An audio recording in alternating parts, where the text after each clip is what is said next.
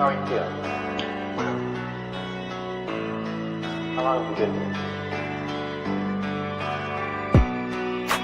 3 months, May 17th. And what brought you here? That's difficult to answer.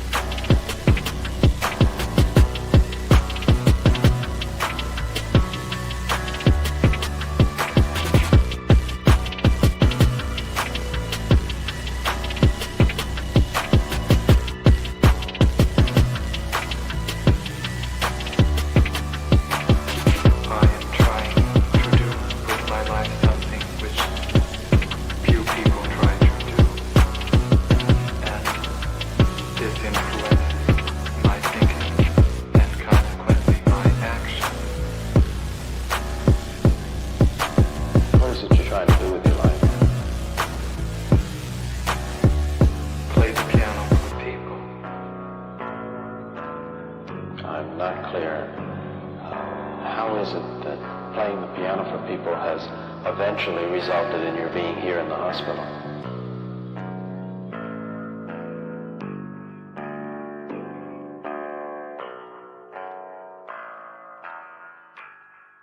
That's difficult to answer.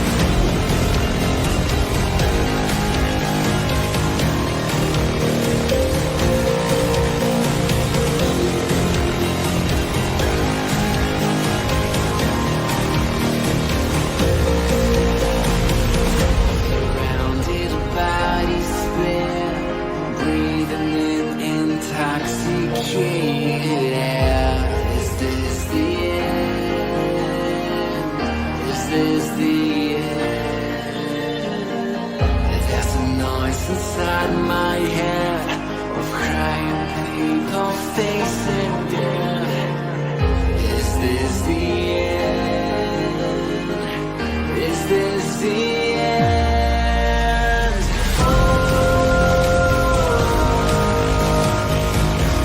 I'm burning in the stone.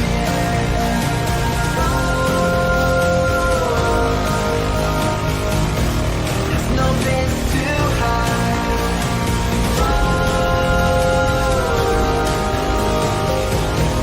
I'm burning in the stone.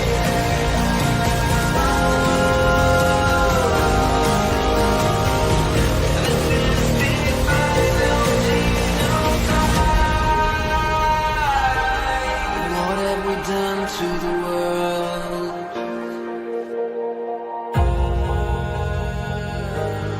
What have we done to the world?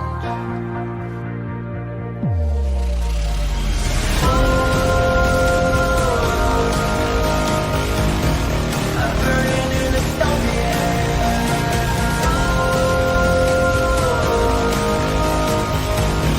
There's no place to hide.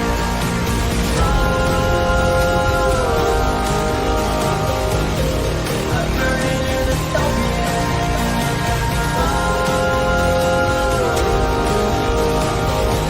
This is the final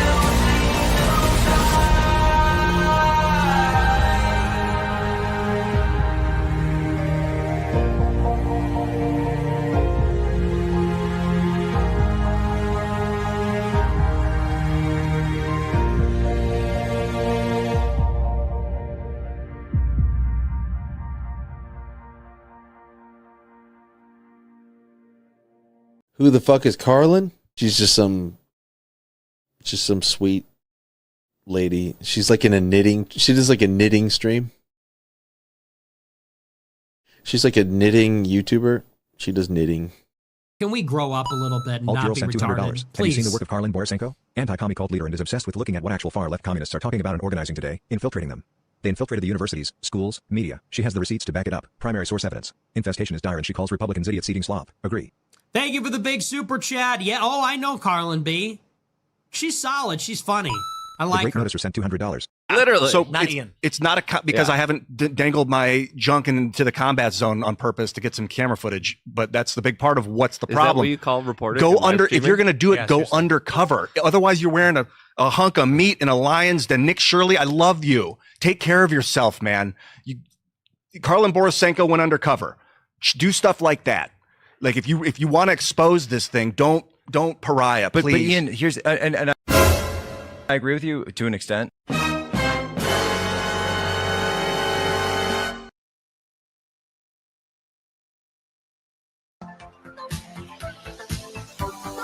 Turn around. Look at what you see in her face. The mirror of your dream. Make believe I'm everywhere. Hidden in the light. Missing on the pages is the answer to a never-ending story.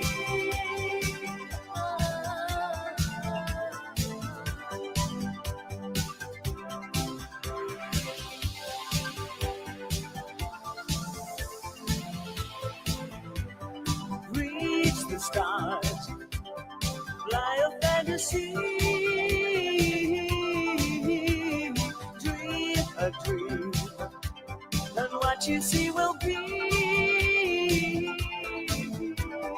Rhymes that keep their secrets will unfold behind the clouds.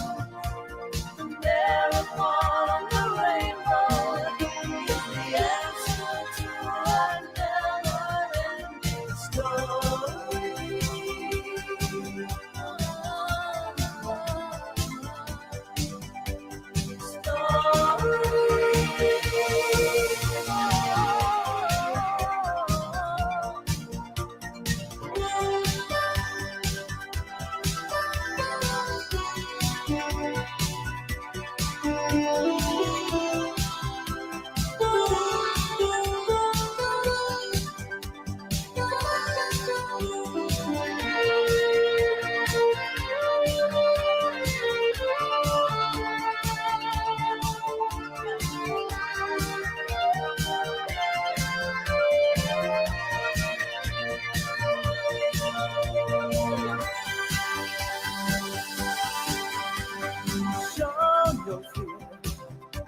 for she may fade away.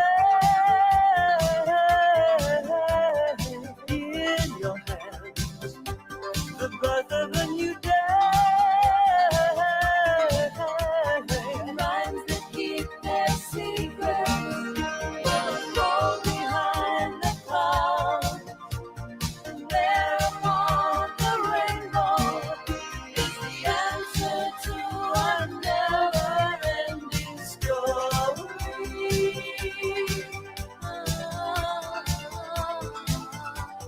Never-ending story.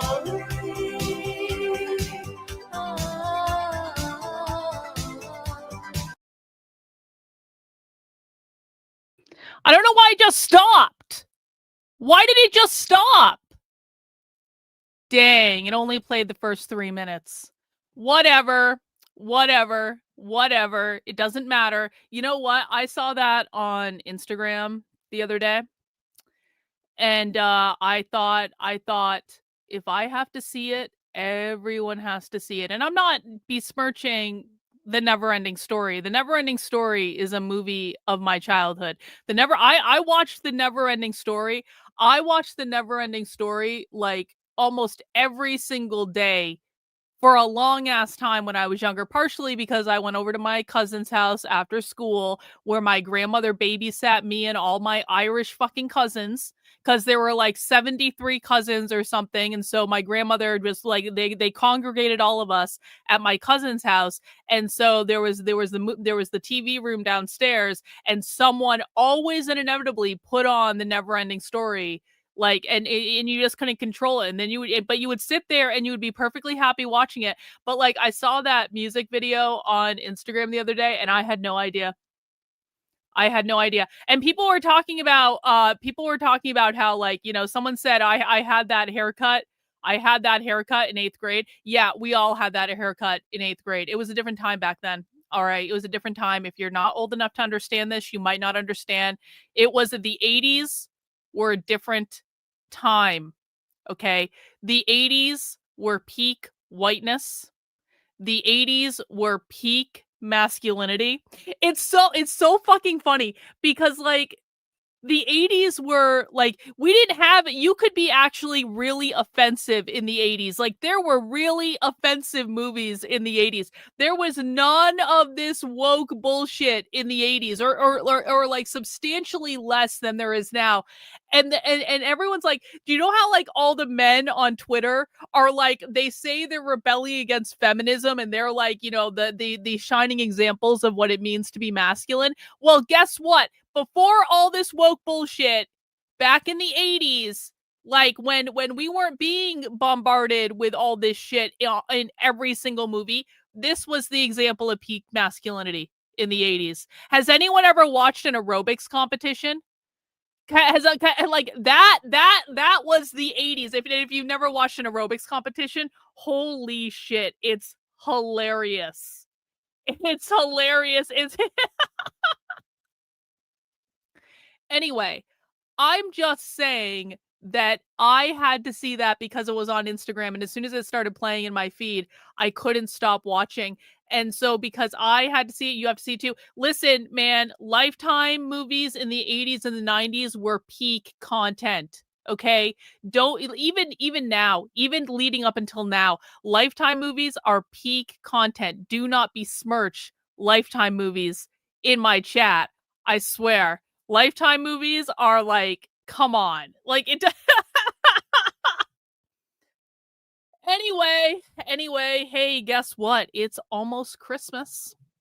It's almost Christmas. I spent a good bit of my day doing errands and last minute shopping and stuff like that. And while I was out, I kind of realized, I was like, you know what? No one's head is in socialism right now. Like this is the day before Christmas Eve. Everyone just like, I know my husband just wants to come home and like sleep for 3 days. Cause he said to me last night, he's like, oh, I can't wait to have a couple of days off or like whatever. And so like my husband is like I think everyone's ready to have a couple of days off. It's the end of the year. And no, the Alaska package hasn't arrived yet, and I'm really upset about it. But like, that's okay. That's okay. One of the reasons I went out today is I had to buy my husband a backup gift because I don't think his Christmas gift is going to get here on time, which sucks. He's getting a really two kick-ass gifts. And I don't think they're going to be here on time, even though the people who sent them promised me and swore up and down, yep, they're going to be there on time. Nope. Nope. So I had to go get my husband a backup gift, and it's going to be fine. He's going to appreciate it. And and then he will get his other gifts when they arrive. And so I was out today and I was like, you know what? Everyone has just had it. Everyone is just waiting for the work to be over today because they don't have to work tomorrow and they don't have to work the next day for the most part. I mean, obviously some people do. And I was just like, we're gonna take it easy over the next couple days. We're not watching any socialism.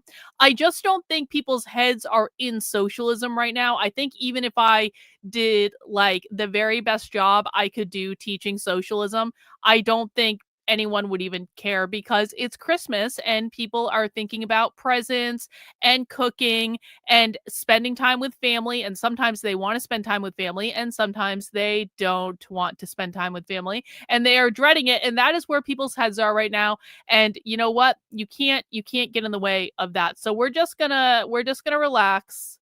We're going to relax and we're just going to chill out and we're going to watch some content that I want to watch and I think you want to watch too. And I'm going to sit here and knit and we're going to enjoy ourselves and stuff like that.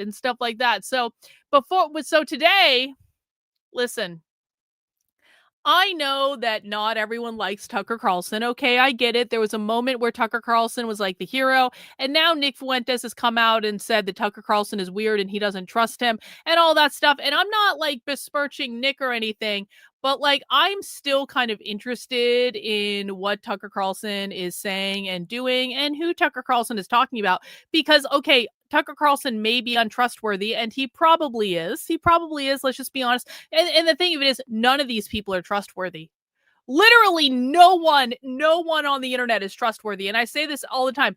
Don't trust anyone, even me. This is why I always provide you primary source evidence for every single thing that I say. I don't want my audience trusting anyone on the internet, even if that means I say, don't trust me either. If I'm not showing you evidence of something, you hold me to account for it. And you know, most of the time that doesn't happen because I always have evidence and receipts for every single thing that I say. But like, I don't trust anyone on the internet. I don't trust anyone who makes content. I don't trust anyone who is a public personality because the vast majority of these people are just con artists and scammers and grifters and they suck and they will inevitably stab you in the back and yada yada yada yada yada yada yada yada yada blah blah blah blah blah. However, I do actually think this is probably going to be an interesting conversation between Tucker Carlson and Matt Gaetz. They seem to talk about conservative censorship quite a bit. They seem to talk about how Israel tried to blackmail Matt Gaetz and to get him in all sorts of trouble. And so I just want to see what was said, and I think it'll be a good moment to like just chill out. I like Matt Gaetz a lot. I don't know how you can't like Matt Gaetz. Even when I was a Democrat, against my, like, you can't not like Matt Gaetz. Like, it's just something about him. He just has, like, he is a character.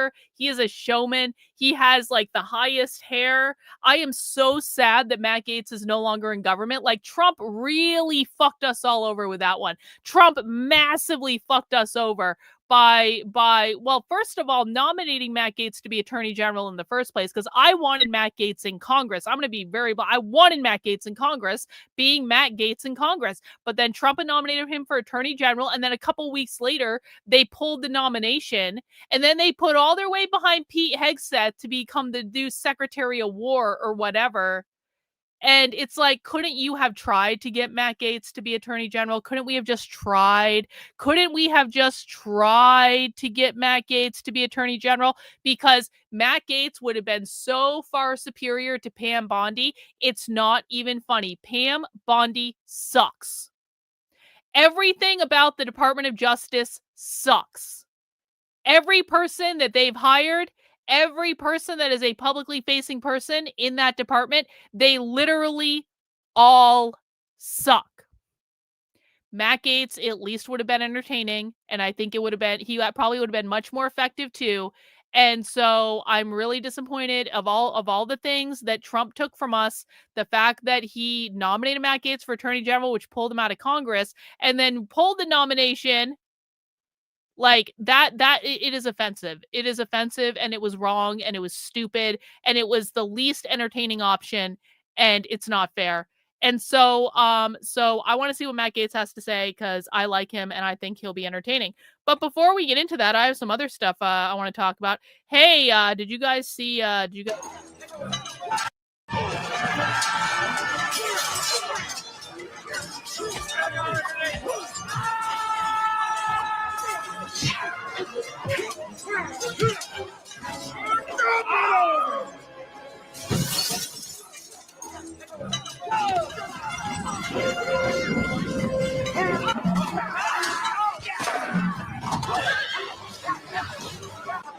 Straight up murder your ass.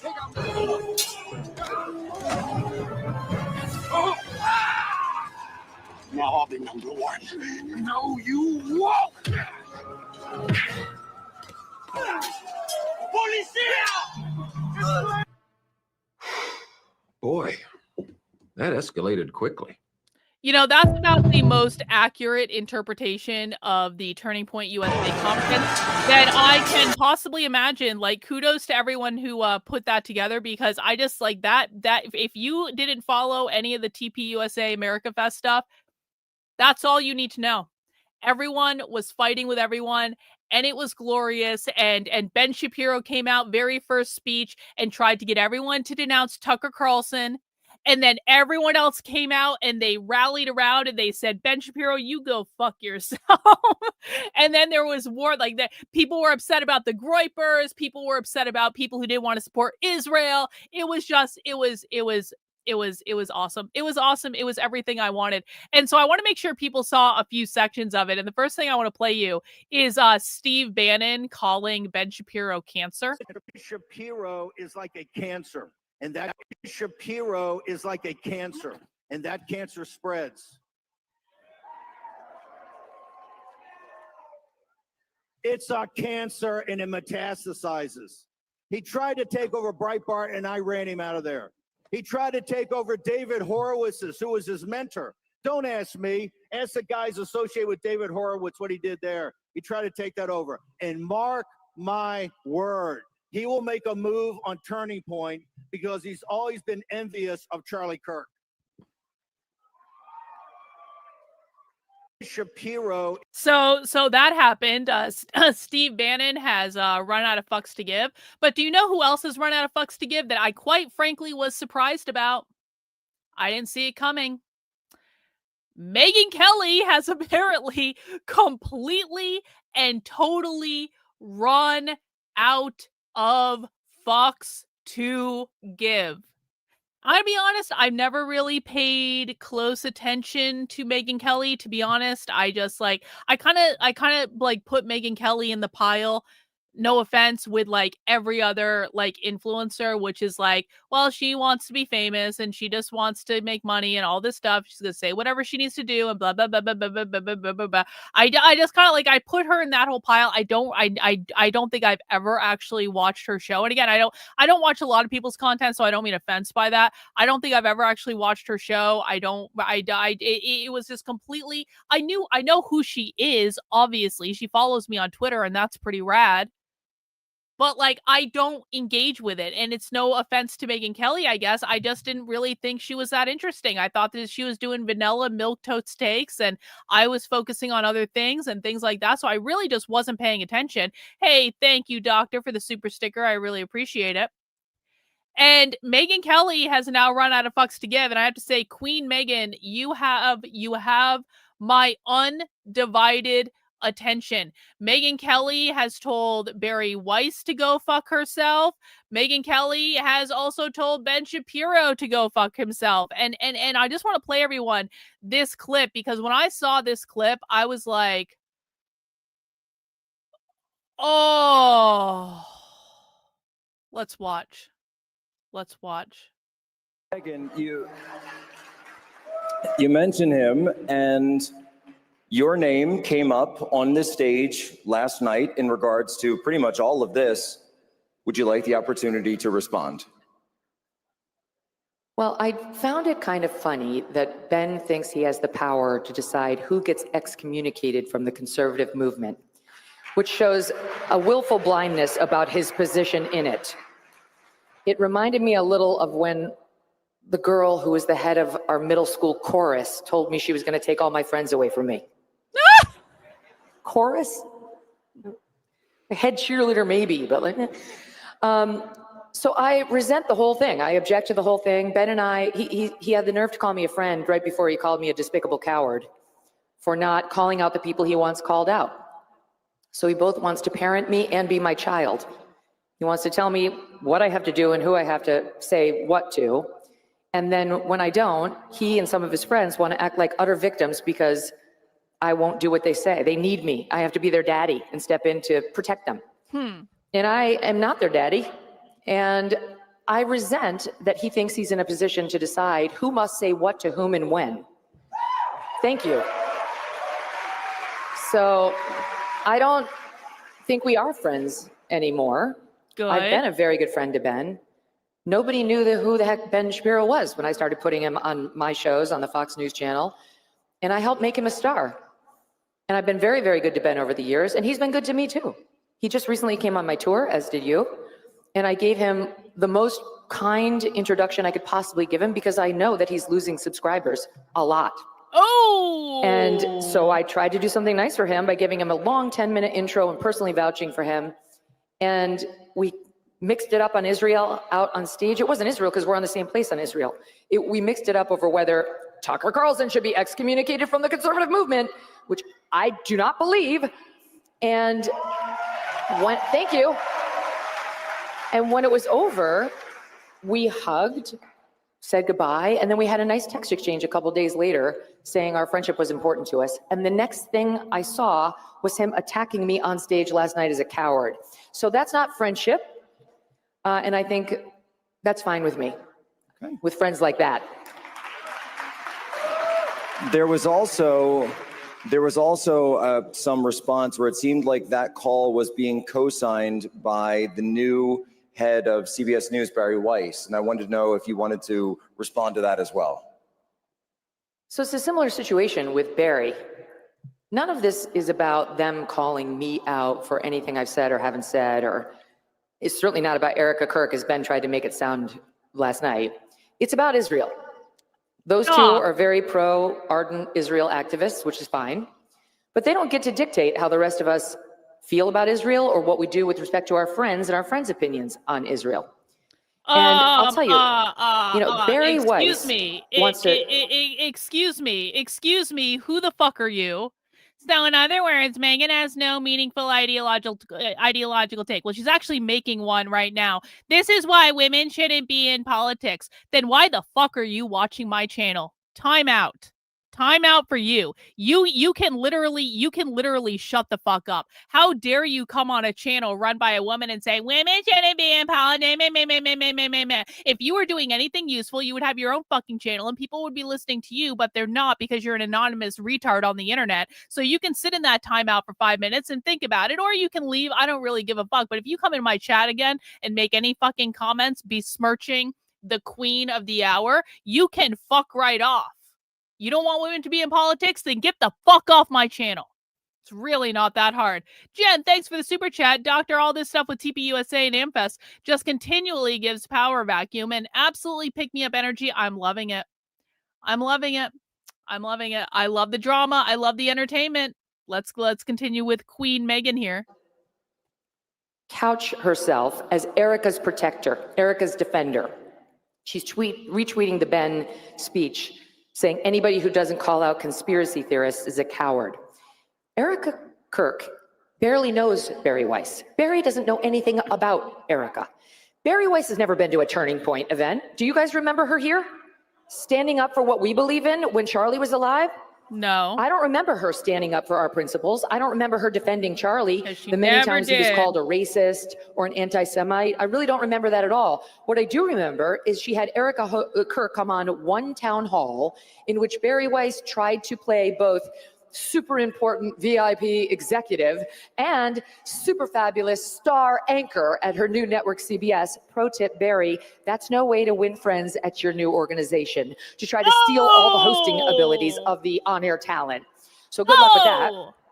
And what she did when she had Erica there was to have the nerve to bring on the man who asked the final question of Charlie right before he got shot. Hunter Kozak. To put Erica in the position of having to defend whether Trump uses hateful rhetoric. The nerve. I'll just say I didn't appreciate when I saw that happened. And I don't think that ever should have happened. I don't think that question should have been asked. And I noticed that when Hunter Kozak did that, he immediately went to try to get Erica to denounce Trump, denounce his rhetoric. This is a man who was standing in front of Charlie, in front of her husband when he died. And he never once even said to her the basic human decency of saying, I'm sorry for your loss. He was sick. And that was a Bari Weiss move, because trust me, I've done town halls. You know who the questioners are, and you know what the questions are in advance in that setting. So she knew it was coming, and she thought it was appropriate to have Charlie's widow answer for Trump's violent rhetoric.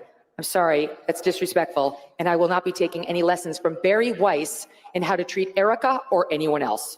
Right. So Megyn Kelly is the queen of the internet, so far as I'm concerned. Literally no one can speak ill of Megyn Kelly, because I think that Megyn Kelly is about to become incredibly entertaining for all of us. And listen, I'm not saying I trust Megyn Kelly. I don't trust any of these people at all in any way. We should always be suspicious of like literally every single one of them. But this is entertainment. This is entertainment being served up to us on a silver platter. Something I'm not involved in, but I can watch and appreciate and laugh at and possibly cry at sometimes. Megyn Kelly said today on Twitter, I was reliably informed this week that it is cowardly not to call out your friends with the unvarnished truth about their defects. So my days of being a polite friend to her, indicating Bari Weiss at this point, are over, and there's more truth coming. This is what the internet is made for. This is peak content. We are winding down the year. No one really wants to be productive, and or very few people, I should say. And so this is what we have. We have the Zionists fighting the anti-Zionists. We have the pro-Israel first like people like putting Israel first, sending all our money to Israel, versus the America first people who all want to tell Israel to go fuck themselves. We have conservative infighting at its finest. This is great. I have no problem with this at all. And literally, if you're one of those people that's going to come into my chat and say, we shouldn't be infighting, we're all on the same team. No, we're not. No, we're not.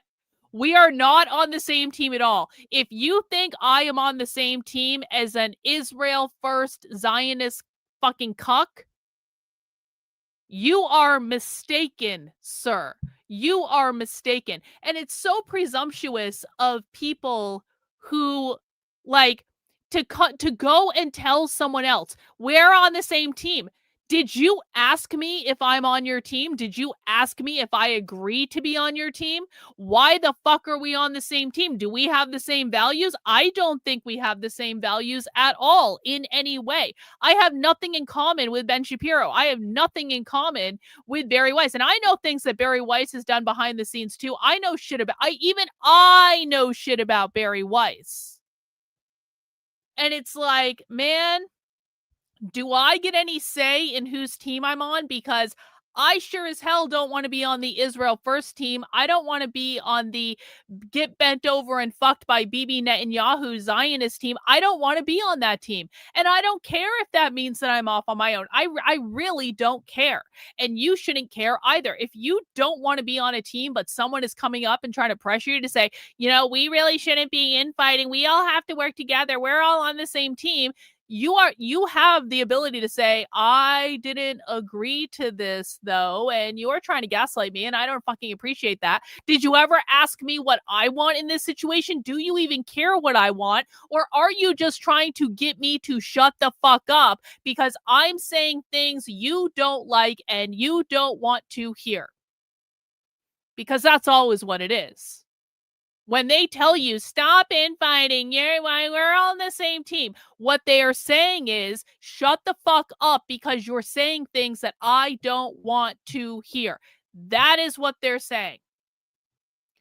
So I think that this infighting is the best thing that could have happened, because I think the entire conservative right needs to die a horrible, horrible death, and in its place needs to be rebirthed a movement in the image of Nick Fuentes, essentially. And maybe not so much, maybe if I could have like a combination of Nick Fuentes's nationalism and foreign policy and Adam Green's sensibilities about religion, if I could have that beautiful, beautiful combination. I know it's never going to happen. I know, but I can dream. It's Christmas.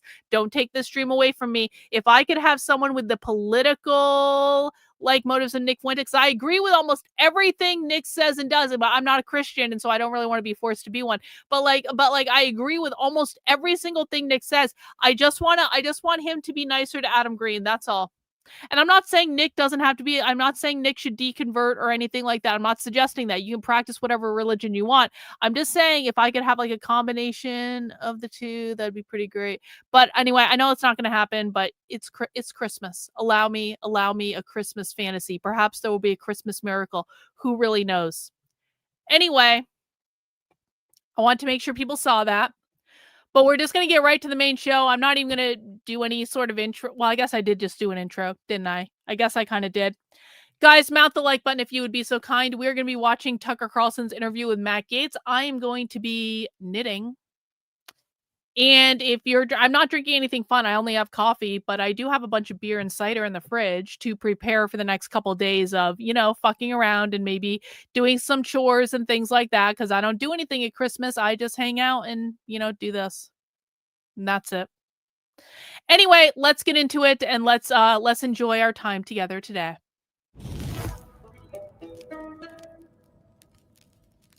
Matt Gaetz, thank you for doing this. Good to be with you. I haven't seen you in a while. Especially in Florida. Especially in Florida. Exactly. So I just want to start with a clip that I saw this morning that I think is amazing and tells you a lot about a lot. This is from the Jerusalem Post Washington conference this weekend. The man speaking is a guy called Yehuda Kaplan. See you, Reagan. Have a good holiday. I don't think I've ever heard of before, but now apparently works at the State Department in the Office to Fight Anti-Semitism, which I guess is part of the State Department. And here's what he said. Watch this. I get off a plane. I am the president's representative, and I am walking off with a yarmulke, and I have kosher food, and embassies will have kosher food. It is a game changer. The appointment is a game changer, and it's not about history. It's about education. And how do we educate? Indonesia has 350 million Muslims living in the country. How do we change their textbooks? How do we hold the people in Gaza accountable that if America is paying for UN textbooks and supposedly the changes are made, why are those textbooks not being used and why are they using their old textbooks? We have to teach people it's not okay to educate your kids to be a martyr, okay? And we have to hold those countries accountable. How do we battle anti-Semitism on the internet? How are we doing better on algorithms? What companies can we work with? We are going to have a whole... How are we doing better on algorithms?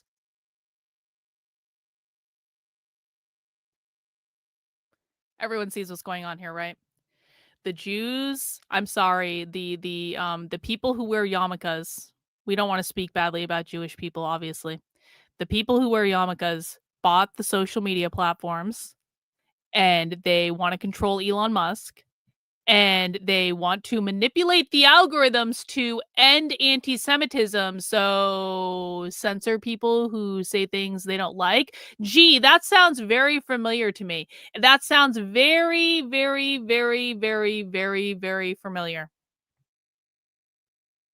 Vision within the office of the Special Envoy to combat anti-Semitism that is going to work on technology and working with the greatest leaders in technology, many of whom are Jewish and have offered their assistance. The office is going to be revamped entirely to be one of the highest profile offices in the State Department. Nothing will convince Indonesia to come our way, like sending Rabbi Yehuda is probably my How do we guess. hold the people of Gaza accountable? So Yeah, okay. there is truth to the claim that in the pedagogy that is administered in a lot of places, there's incitement. Maya the Martyr is a character. No doubt. And that is awful, and U.S. taxpayers shouldn't fund it, and we ought to hold anyone accountable who does. At the same time, like the definition of anti-Semitism in recent times, according to some of the Israel First crowd in the United States, has really migrated. Like, this isn't my line, but I certainly associate it with. Anti-Semitism used to mean somebody who didn't like Jews. Now it just means somebody Jews don't like. Yup. And that's not a standard Yup. that True. we Matt can Gaetz. live with, True. because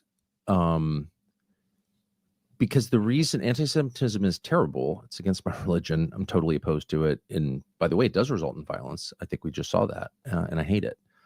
But anti-Semitism is wrong because hating anyone on the basis of their DNA is always wrong. It's a universal principle. It does not apply to one group, my group or your group. It applies to all groups. And if it doesn't apply to all groups, then it's not a principle, and I can just ignore it, right? So yeah, but that's the problem I have here. Yeah, but the U.S. ambassador to France, Jared Kushner's father, says that anti-Zionism is anti-Semitism. And I don't believe that. I think that you can be critical of foreign policy choices that a country makes without the assumption that you hate the religion or the ethnic group. The very idea that being critical of a foreign government is hate speech in some way or anti-Semitic, it's fucking offensive. It is offensive. So you mean we are never allowed to question Israel? We are never allowed to question Bibi Netanyahu. We are never allowed to question anything Israel does. We are never allowed to question their negative, toxic behavior that impacts, well, a good bit of the world when you extrapolate it out to all the influence they have. Like, we are never allowed to question that. We are never allowed to say, listen, I don't want to send money to fucking Israel anymore. We are never allowed to say, I don't want Americans to go to war on behalf of Israel in the Middle East because it's not our fucking problem. You are never allowed to say any of that without being called an anti-Semite. And now it's even if you question someone who supports Israel, you're an anti-Semite. It's like literally go fuck yourselves. Go fuck yourselves. If not wanting to send Israel money is anti-Semitic, then fine. Because I'm not going to back down. I'm not going to say, oh no, I don't want to be sold anti-Semitic. Let's send Israel another $3 billion. Please, Mr. Internet Censor. Please don't shadow ban my account. I promise I will never question funding Israel again. I promise I will support whatever billions of dollars Israel wants. Like, literally go fuck yourselves. No. Associated with that country. Like when I was critical of Joe Biden, that didn't make me anti-Catholic. And when I'm critical of Benjamin Netanyahu, that doesn't make me anti-Semitic. Well, I agree with that. Yeah, well, and I do think there has been Basically, a rise, you have I the just notice it, in people hating Jews, disliking Jews, anti-Semitism. I think that's real in the United States. But I think you could probably fix that in a week. How? By Thanks, getting Mike. Jewish groups like the ADL, like the American Jewish Congress, like whatever group. Hey, we got a Rumble rant from Ruman on Rumble. Thanks for that, bro. Appreciate it. Trump is funny. He puts the guy out there to say, look what Netanyahu is doing. Biden hides his tricks. Trump tells you exactly what's going on. I mean, but does he though? But does he? Hey, I do appreciate the Rumble rant though. Yehuda Kaplan runs to come out against anti-white hate, which is institutionalized in the United States. And if you had the ADL and the SPLC and these groups that have fought against anti-Semitism for all these years, make the obvious and true point that hatred of anybody on the basis of how they're born is immoral, and we won't stand for it.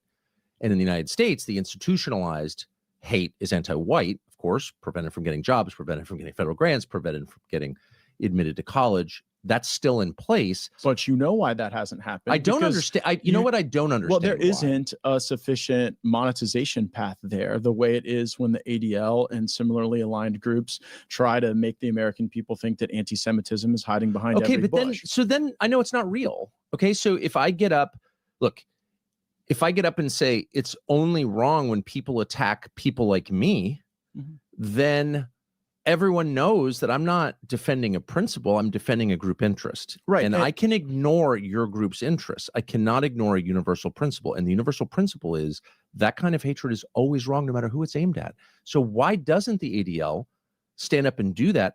I would send money to the ADL if they did that. I would send money to the ADL. I would. And I despise the ADL because that would be a defense of what's true and so needed. Why won't they do that? Well, when you're a witch hunter, you have to first convince people of the existence of witches.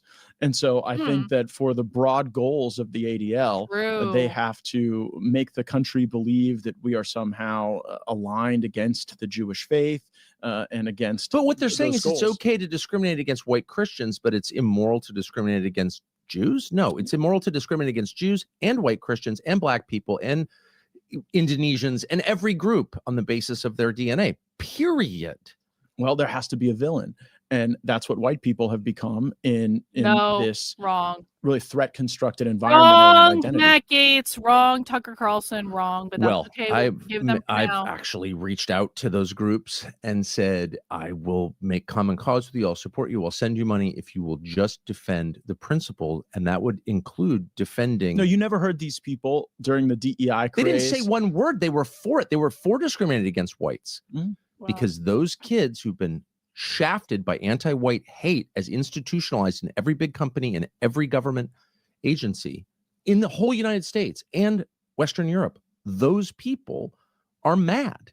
And where was Yehuda Levin during that? Where was Bill Ackman during that? And my point is, come over to the side of universal principles of light and truth, and let's make common cause against all forms of hate.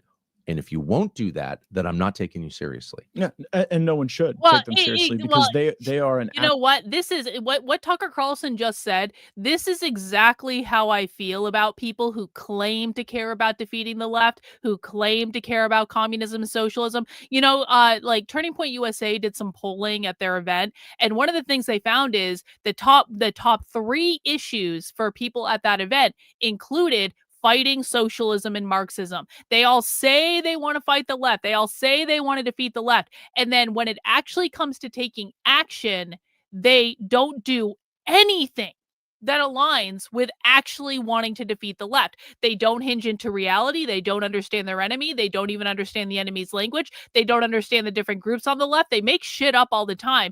They invent political narratives that are unhinged from reality. They distribute clickbait content that misinforms their audience about what is going on. So you have an entirely ignorant political side because they've been brainwashed by their own fucking influencers who say the Democrats are communists, and they use it as a political agenda. But the Democrats aren't communists. Real communists and socialists hate the fucking Democrats. And it's so much worse. The left is so much worse than what people think it is. And I'm like, to the point, like, I mean, when I reached this point a while ago, this is nothing new. If someone is not willing to hinge into reality with what the left is and actually look at the evidence, I cannot tell people how many times I have tried to reach out to these people to show them the evidence and they didn't want to see it. And my community has shown the tried to get like the videos of what's going on in these trainings in front of these influencers. And they refuse to look at it. And some of them will actually tell us they refuse to look at it. They will not look at the evidence. And so if someone is unwilling to look at the evidence and unwilling to hinge into reality, then literally shut the fuck up. You do not care about defeating the left. All you care about is advancing a political narrative, and that's it. Advocacy group for a particular and sorry, one more thing on that. I have learned so people accuse me of burning bridges all the time, and they say, again, it's like the infighting stuff, like we're all on the same team.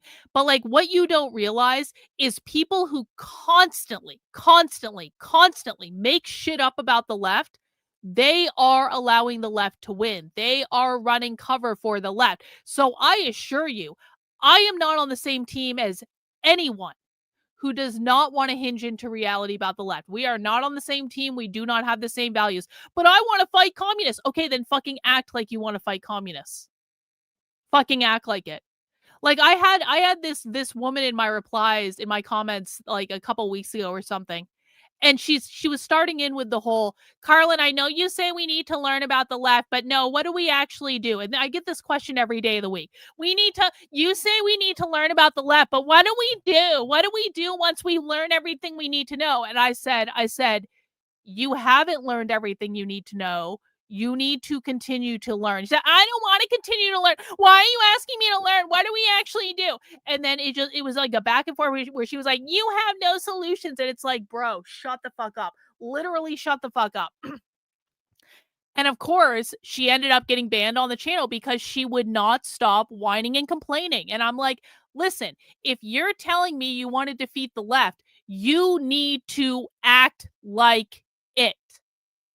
You need to do the things required to actually understand your enemy. And if you are unwilling to do that and you're whining and complaining and bitching and moaning and saying it's all my fault, no, it is in fact your fault. It is your fault that you are stupid. It is your fault that you're lazy. It is your fault that you are not taking the time to fucking learn on using all the free material that I have painstakingly given you over the course of years. You don't want to listen to the advice I'm giving you. Not that I know anything about this, because I've been doing this a really long fucking time. And I know that as soon as people become fluent in the language of the left, they understand what needs to be done. When I tell people you need to learn about your enemy, and I'm not giving you anything else to do until you understand it, and they go, no, really? What do we need to do? No, you need to sit your ass down. You need to shut up and you need to learn. And if you are unwilling to do that, literally get the fuck out.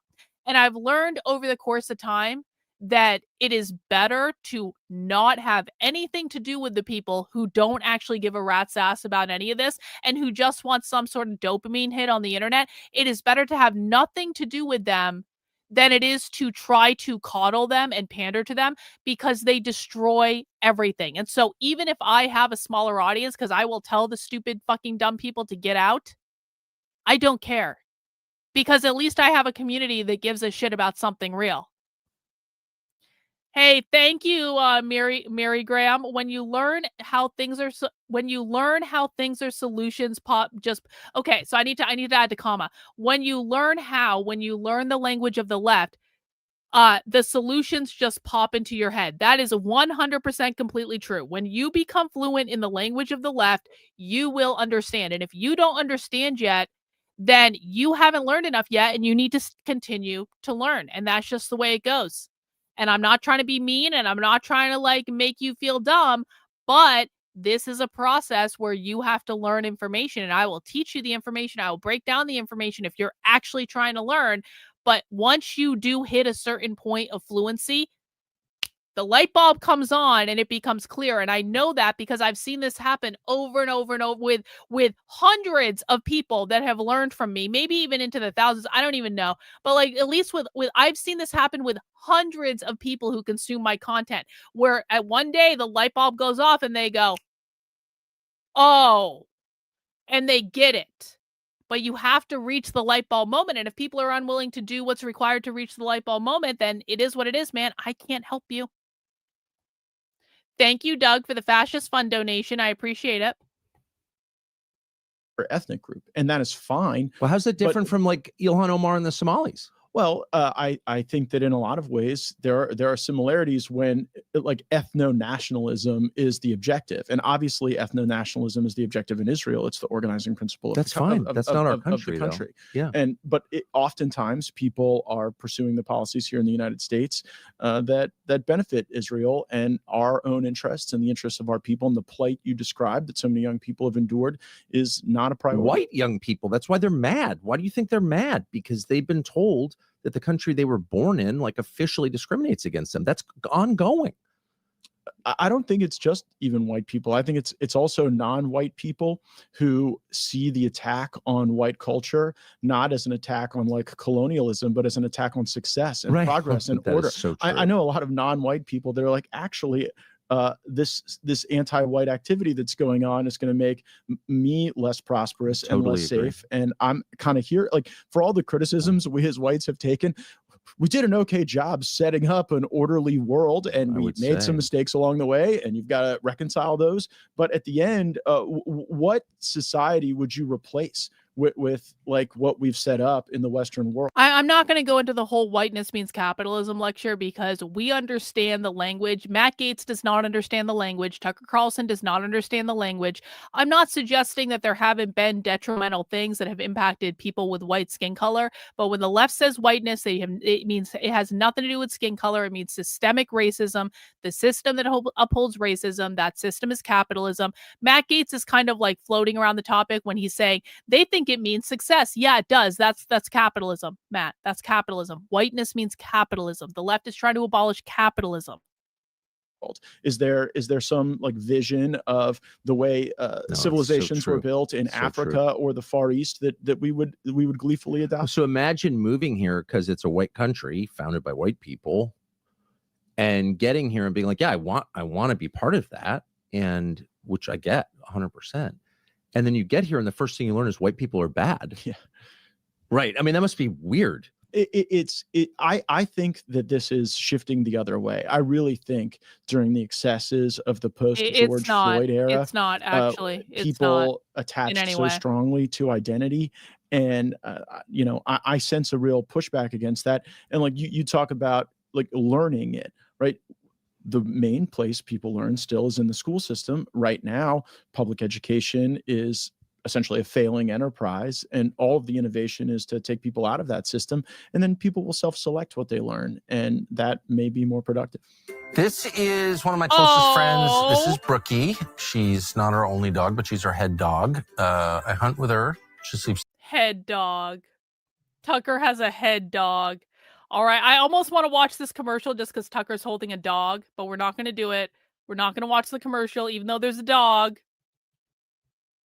So I think what you're saying. I want to get to the thing that really bothered me about the statement from Yehuda Kaplan, who apparently now runs the State Department. He just told us, I did not vote for this. Just to be clear, period. Any of what I just saw, yeah, that guy. But you're saying maybe I should calm down a little bit because, like, who cares? History's passing this whole conversation by. I'm not saying who cares, because that was a disgusting display of I think parochial interest that you just saw. Yes, that's correct. But we see that often, so I don't get too worked up about it. The bigger issue is that Rabbi Yehuda would probably classify you and I as anti-Semitic because we've been critical of some of the policy choices of the Israeli government. And that broad application of anti-Semitism, to say anti-Zionism is anti-Semitism, to say that even some things in the Bible may be deemed anti-Semitic if they're critical of Jews at any point. It has created such a curiosity among young people to test those mores and challenge those dogmas. Right. Like, I think there are a lot of like the Mark Levin Israel First crowd who look at us and say like, we're the problem. Tucker and Matt are the problem. Actually, we're not the problem. The problem is you lost us. Oh, I know. They show these old videos of you being very complimentary of Israel and critical of Israel's critics. You could easily find a lot of my library speaking on the floor of the Congress supporting a strong and robust U.S.-Israel relationship. He does have a good basement. Who in our 30s were incredibly supportive of this relationship. Tucker's basement reminds me of like a basement that my uncle had, where my uncle was like the cool, like he was just like the nicest guy in the world, and he basically like what they did is my aunt had the upstairs of the house and my uncle had my uncle basically had the basement, and so he had all of just like this cool like man stuff all over the place, and he had like antlers because he used to go out hunting, and he collected antlers like from moose and deer they would find in the woods, and they were just hanging. It was just like very homey and like very, very Vermont, because that's where I grew up. And like Tucker's kind of like thing here, because I think they're in Maine or something, aren't they? Isn't he in Maine? Is this in Maine or is this somewhere? I don't know. But like it's cool. It has kind of like the same vibe, and I totally get that. Have come untethered, and it is because the relationship has become too burdensome, and friends should be able to tell that to each other. And when you do, that doesn't make you a bad friend. I still consider myself pro-Israel. I think that what the Netanyahu government is doing to Israel is bad for Israel, much in the way the United States created more terrorists than we killed during the wars in the Middle East that have consumed most of my life. I think that is the chapter of the book they're in right now. This expansionism and the adventurism, and it ends badly. It ended badly for us. Remember, Syria's in the news now because tragically we've lost Americans in uniform in Syria, and a translator there as well. And reasonable people are asking, why are we still in Syria? What are we doing? We can't lose troops. That's why. That is so sick. And I believe that's true. You believe that those people are there so that they can die and trigger a war. That is correct. And a deeper commitment and an emotional commitment. You've lost people here in it. I do think that. And when we lost someone in Mogadishu, did that create a deeper emotional connection to Somalia, or did that cause Americans to say, what are we doing patrolling around Mogadishu? Well, it allowed the State Department and the rest of the federal government and its constellation of NGOs to import tens of thousands of Somalis into the United States, because all of a sudden, well, that had been happening under Clinton, for some time. Yeah, well, but that, I believe, Black Hawk Down was during the Clinton administration. Yeah. Right. So, we now have had military action in this country, so there's the deep and important connection between our country and whatever country we're killing people in, and so we need to import whoever it is, the Somalis, the Montagnards from Vietnam, whatever. And by the way, some of those groups have done well here, others have not done well at all, but the pretext is exactly the same. We occupy Haiti repeatedly. All of a sudden we have a ton of Haitians. Like, that's how it works. We're fooling with Venezuela policy, got a ton of Venezuelans. So is that the next chapter here is, you're welcoming a good chunk of Syria into the United States? I mean, a lot of them are already living in Europe. Yeah, but let me just say, I've known a lot of Syrians in my life, a lot of Syrian Christians and Alawites and moderate Muslims. It's never been a hotbed of religious extremism. It had a secular government until last year. Damascus was a great secular center of enlightenment and architecture. A lot of the New Testament was written from what's now Syria. So it had it's had an ancient Christian presence. Of course, Paul was on his way to Damascus when he met Jesus. So this is the Levant. This is not some far away. This is on the Mediterranean. Okay, this is, and so I know some amazing Syrians, also a lot of war traumatized, unemployed and unemployable, dangerous Syrians, and they happen to be living in Berlin right now. So whatever, it's a mixed bag. The only point is, as soon as you intervene in another country, all of a sudden, invade the world, import the world, it becomes real. Yeah, I introduced the legislation in Congress to take all of our troops out of Syria. It was defeated overwhelmingly. And when was that? That was in 2024, last year. And Anna Paulina Luna, others, and I took to the floor to explain that this would result in American deaths, that those deaths would not be worth whatever gain is attempting to be realized in Syria. In Syria, we had troops funded by the Pentagon fighting forces funded by the CIA. And Syria is even an example on the limits of Russia's interventionism. I took note of the fact that them propping up a government and trying to keep it loyal was not something that was ultimately sustainable for Russia. And so now, we ought to get our troops out. There's no thing that we are fighting for there that is an achievable win. And what were these guys doing? You hear it on the news now, key leader engagement. You know what that means? That means we've got troops wandering around Syria, figuring out which Bedouin leaders to go bribe as a part of some coalition we can represent. And that is everything Donald Trump is against. Donald Trump doesn't want to import a bunch of Syrians. He doesn't want to control Syria. And I think that there is a lot of the military industrial complex that just needs us to be in a state of kind of constant, latent war everywhere. Oh, there's no question. And I want to ask you, and by the way, just while I'm on the rant, the reason that happens is because in Congress, there's this great sense of deference. Like, if you're not on the Agriculture Committee, you defer to those people. If you're not on the Intelligence Committee, you defer to those people, or the Armed Services Committee. And under a system where people's specializations were being represented in that way, that might work. But it's just a function of which special interests are controlling which committees and which members of Congress. The way you get on the War Committee is to be for the wars. The way you to get on the intelligence committee is to be for the intelligence apparatus. Yep. The way to get on the agriculture committee is to be for big food. The way to get on the natural resources committee is to be against natural resources. God, And then, when you true. do all of that, you end up with this highly deferential system to people who were elected by no one, who buy off your leaders. And those leaders justify it by saying, well, at least I'm moving up in the system. And thus, whatever I do to surrender my agency is justified. And worth it, because I can have a seat at the table and maybe I think the moral justification for the person who makes moral compromises is so true. Well, at least now I'm here and I can potentially make things better.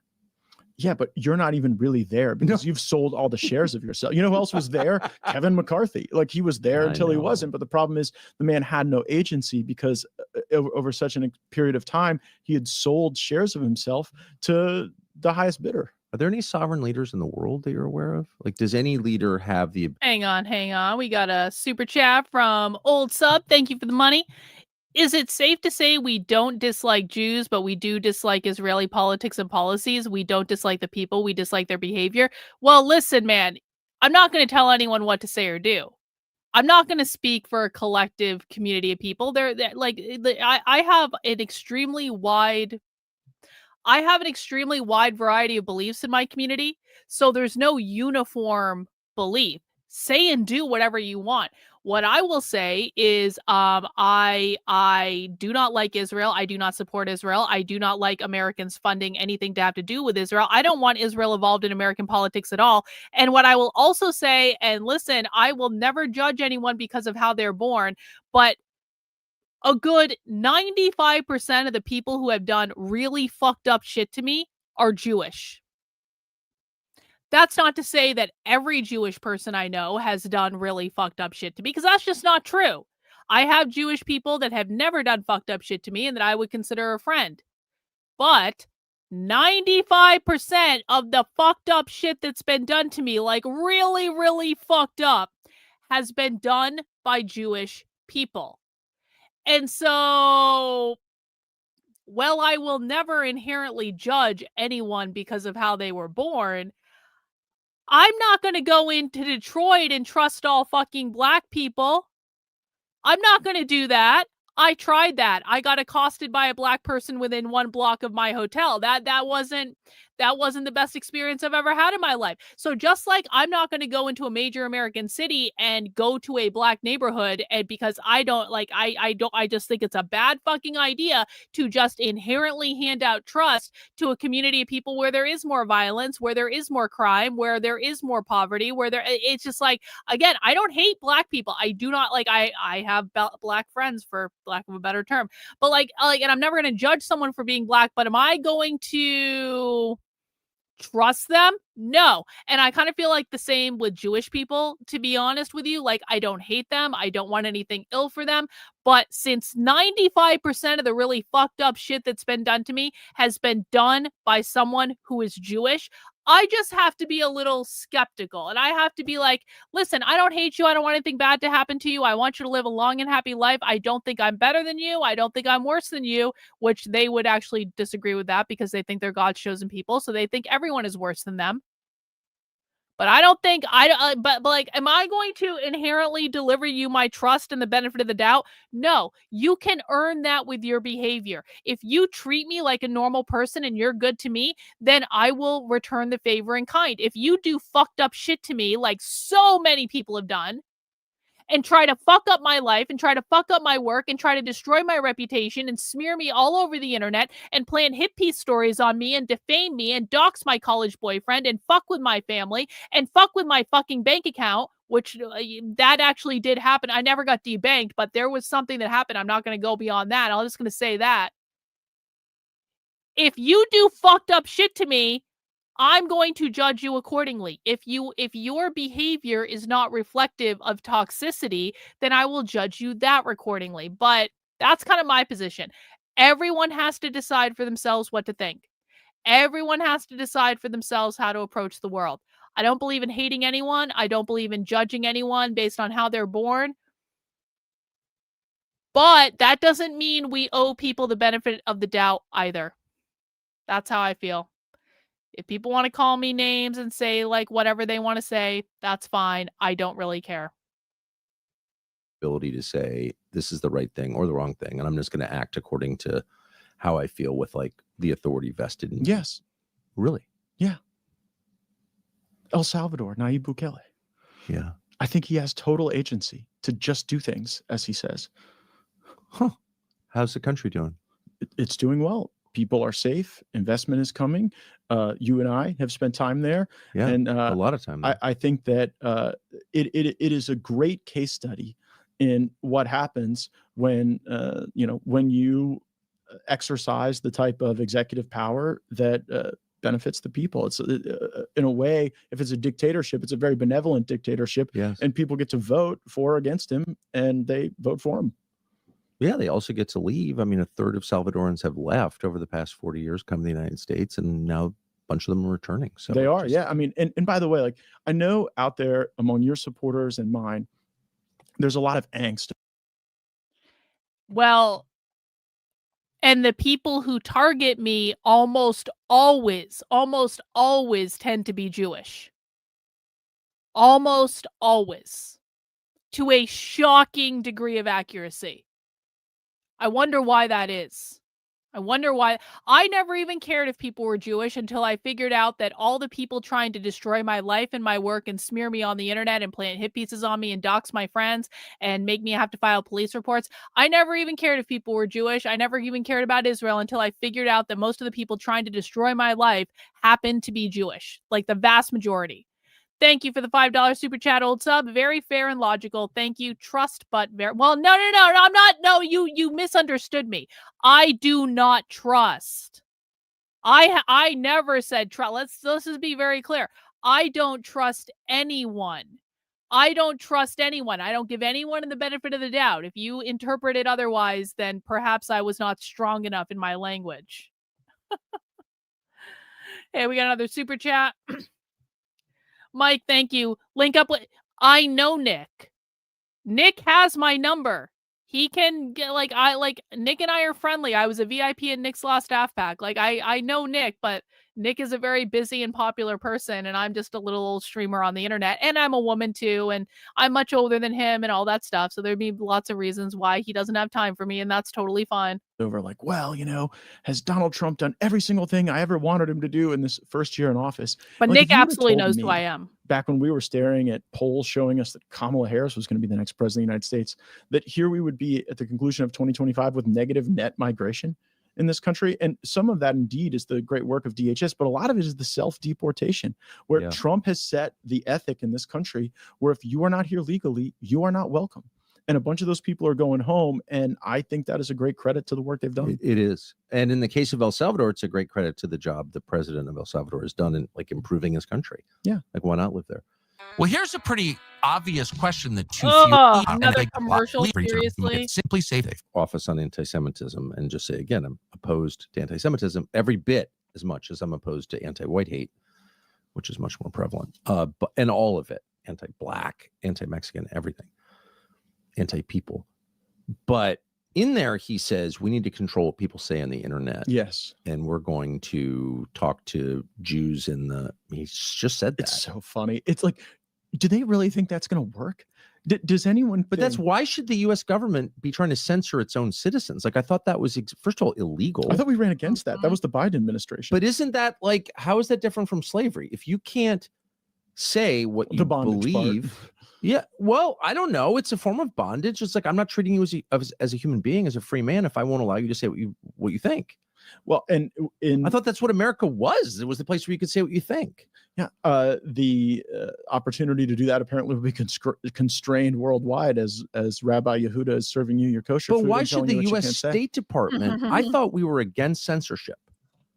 How? Wait a second. You thought the U.S. State Department was against censorship? That's not true. This guy's standing up at some event with a bunch of lunatics saying, yeah, but I'm the US for State censoring Department, Americans and I'm at work for the U.S. government. How about you get fired today? Yeah, I think he was pointing globally, and the U.S. State Department has a long history of trying to control what people see and hear and how they react to that. So we need to change the textbooks in Indonesia.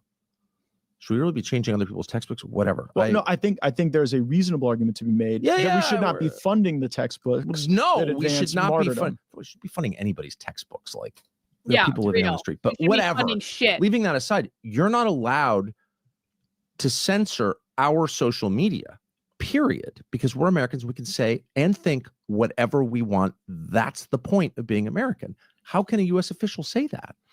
I think we have crossed that Rubicon long ago. When you had people in the Biden administration censoring true information about vaccine side effects and no accountability for that, no action against those officials, it has blown the door open to use powers and guns. Why hasn't Trump taken action against those officials, by the way?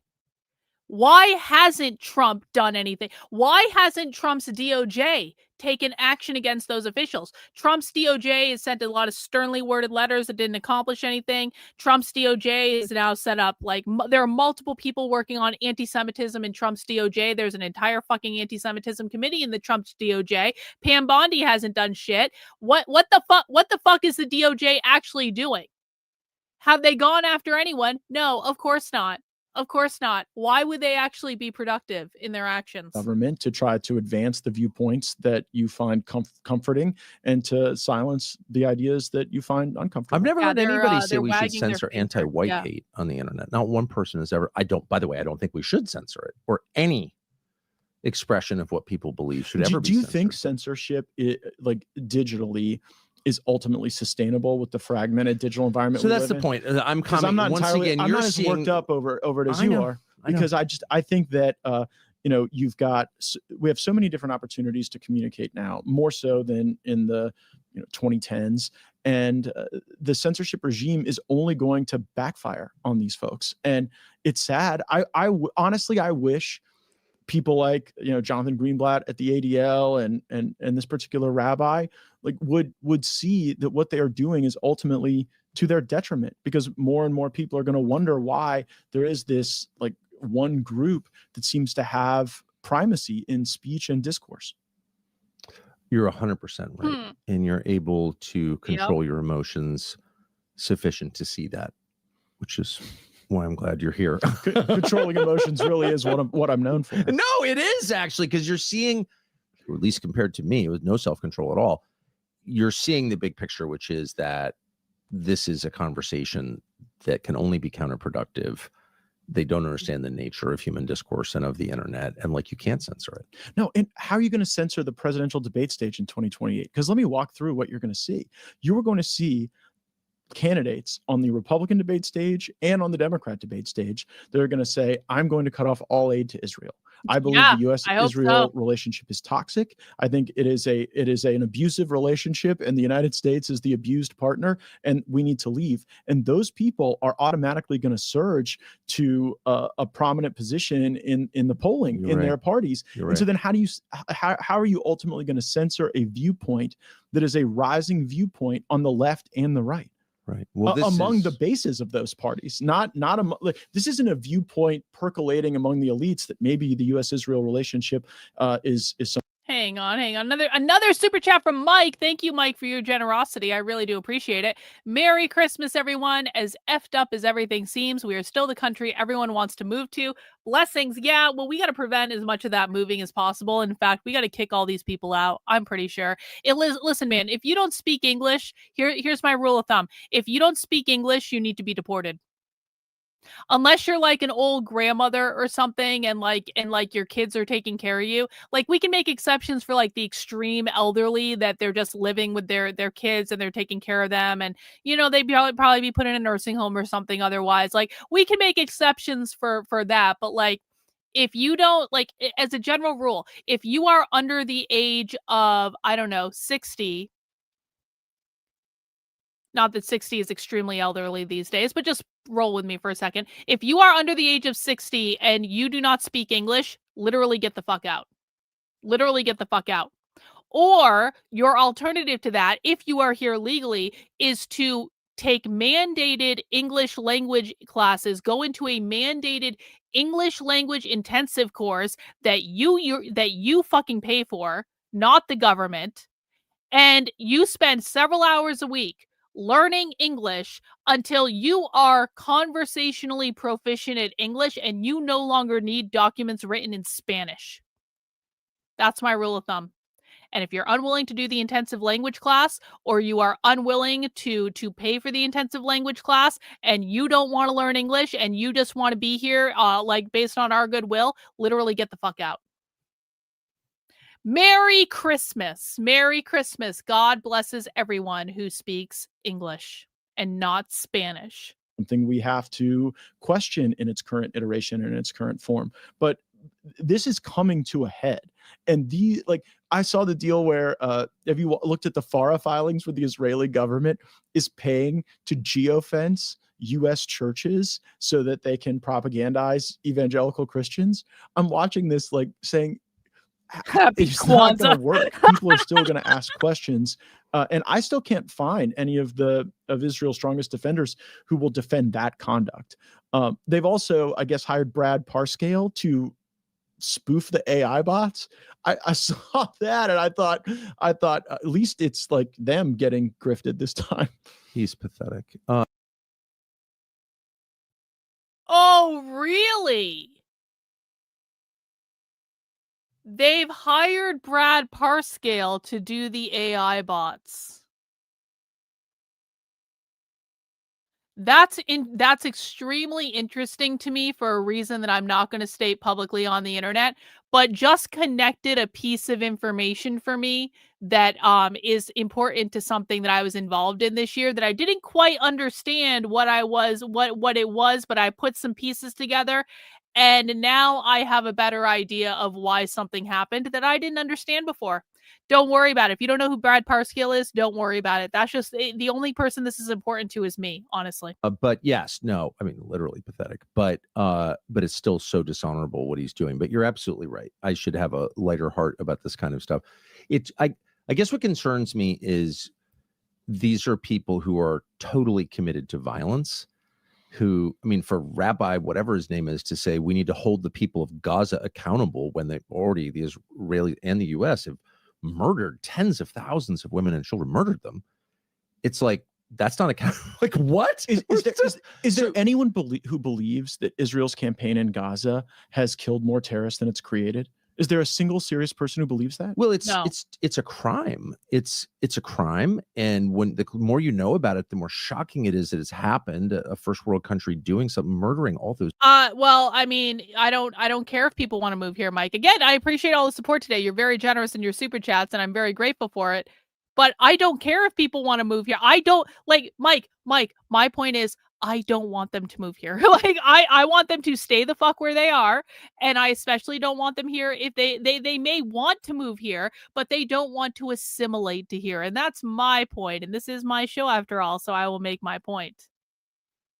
But I do appreciate the super chats. Thank you. Kids murdering them, which they have. And all these people like Rabbi whatever and Mark Levin defending it. Oh, Mark Levin is they're just pro-violence. They believe in violence. Mark Levin, when Charlie was murdered 3 months ago, said, he was murdered because people called him a Nazi. And that's an invitation to shoot somebody. Next thing you know, he's running around calling everyone who disagrees with the next aid package a Nazi. He's espousing violence. Isn't that ironic? Mark Levin's totally for violence. A lot of these stronger voices are for violence. So if censorship doesn't work, it makes me uncomfortable. Mm-hmm. When people who believe in violence and murdering the innocents as they do. And listen, man, listen. I mean, okay, listen. Do we know that Tucker isn't involved in the CIA in some sort? We don't know that. I think Tucker very well could be a Fed. I think Tucker very well could be a PSYOP. I think Tucker very well could be trying to finagle to do certain things or to put certain ideas into the ecosystem. And I believe all that's true. I should say, I don't know that it's true. I think it's very reasonable to believe that Tucker is like a psyop in some way on all of us. That doesn't mean I don't enjoy these conversations, because I do. Where was I going with that? Where the fuck was I going with that? What did he just say? I just lost where I was going with that.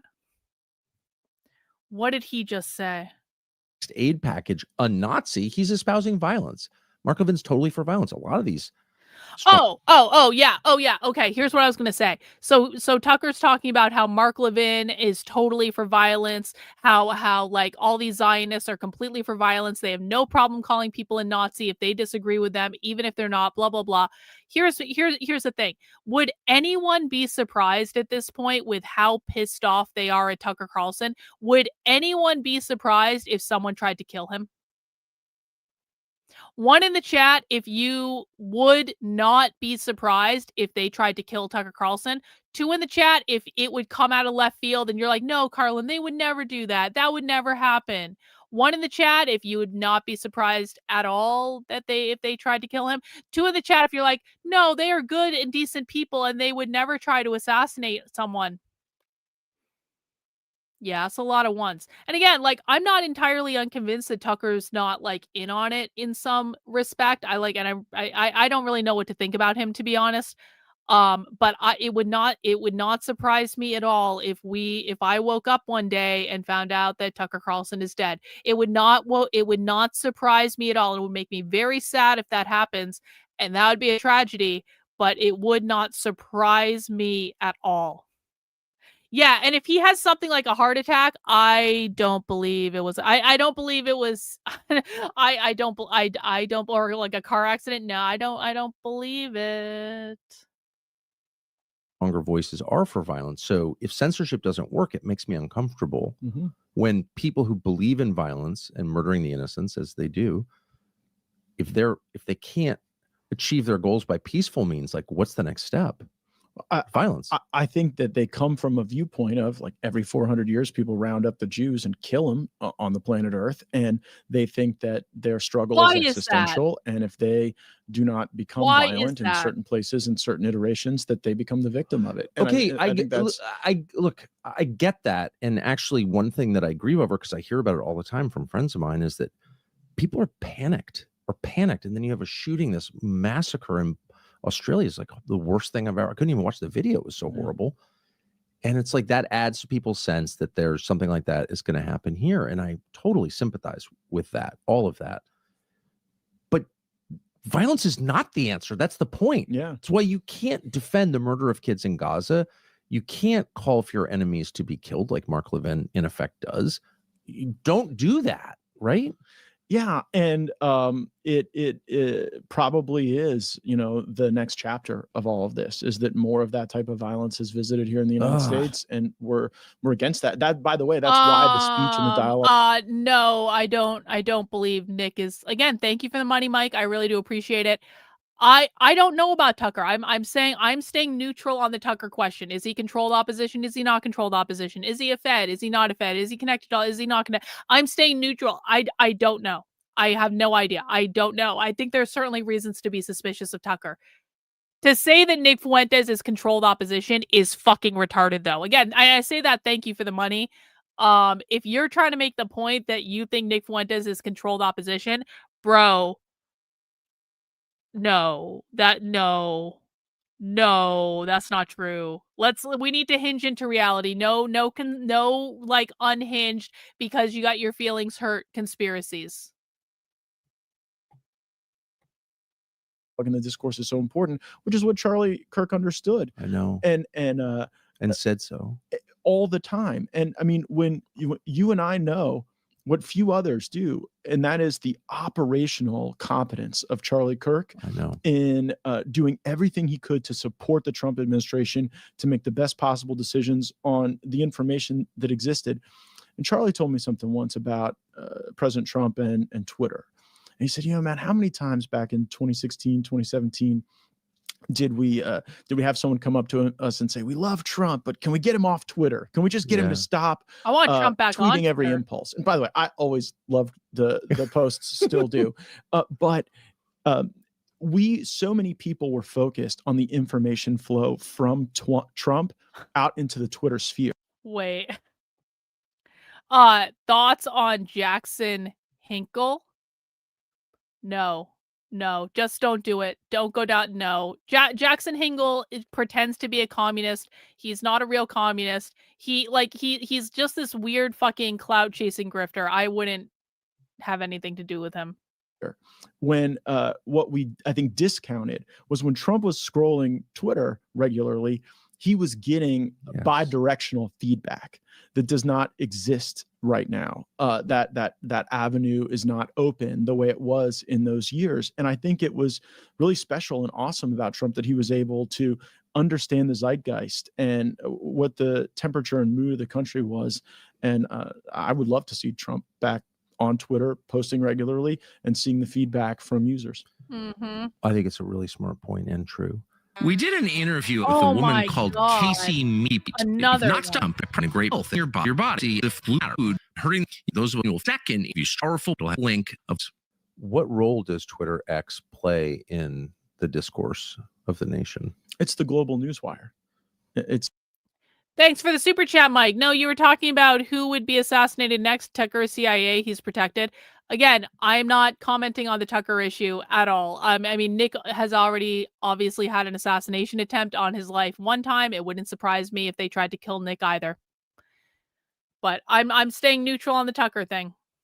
Thank you for the money. Appreciate it. it's where news is made, and I think that people discount the significance of the platform when they say it doesn't have the same user base that you see on Meta or TikTok.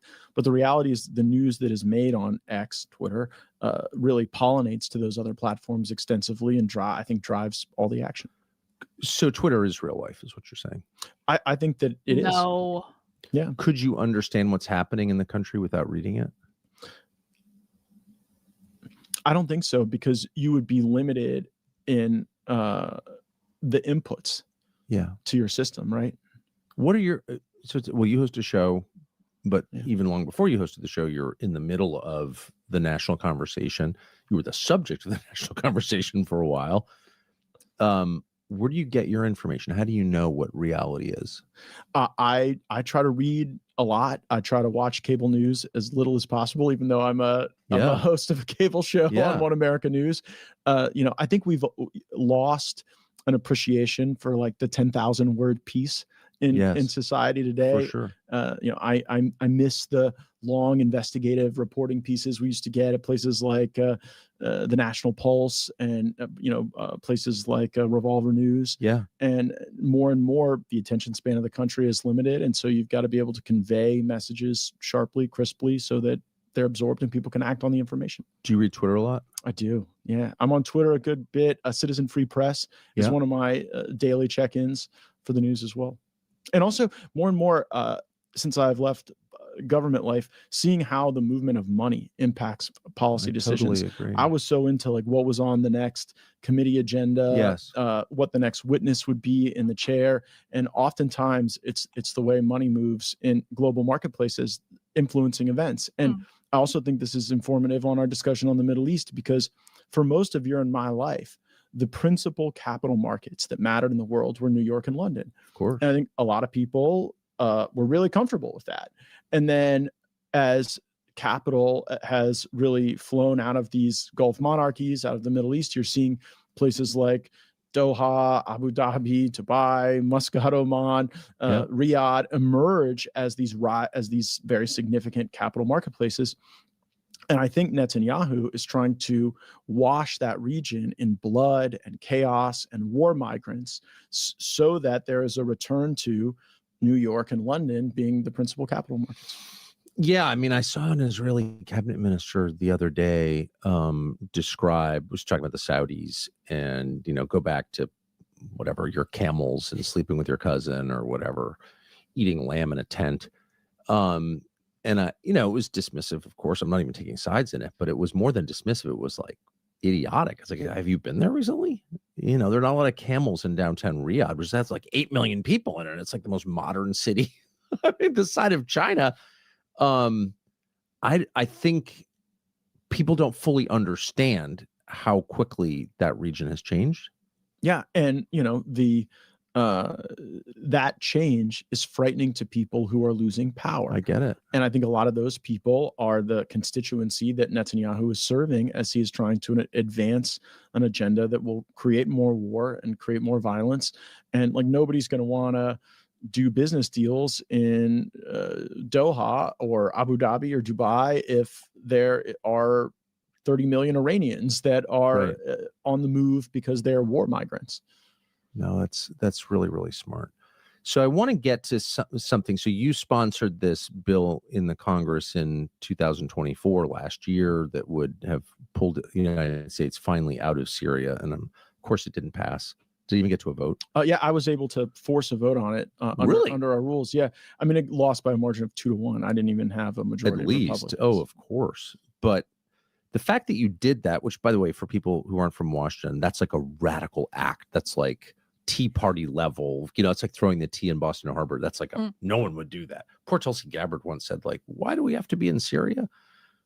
And they spied on her and kept her off commercial airplanes for saying that. So it was a ballsy thing to say, but you've always had this kind of like, independent cast to your thinking. It's been very obvious for a long time.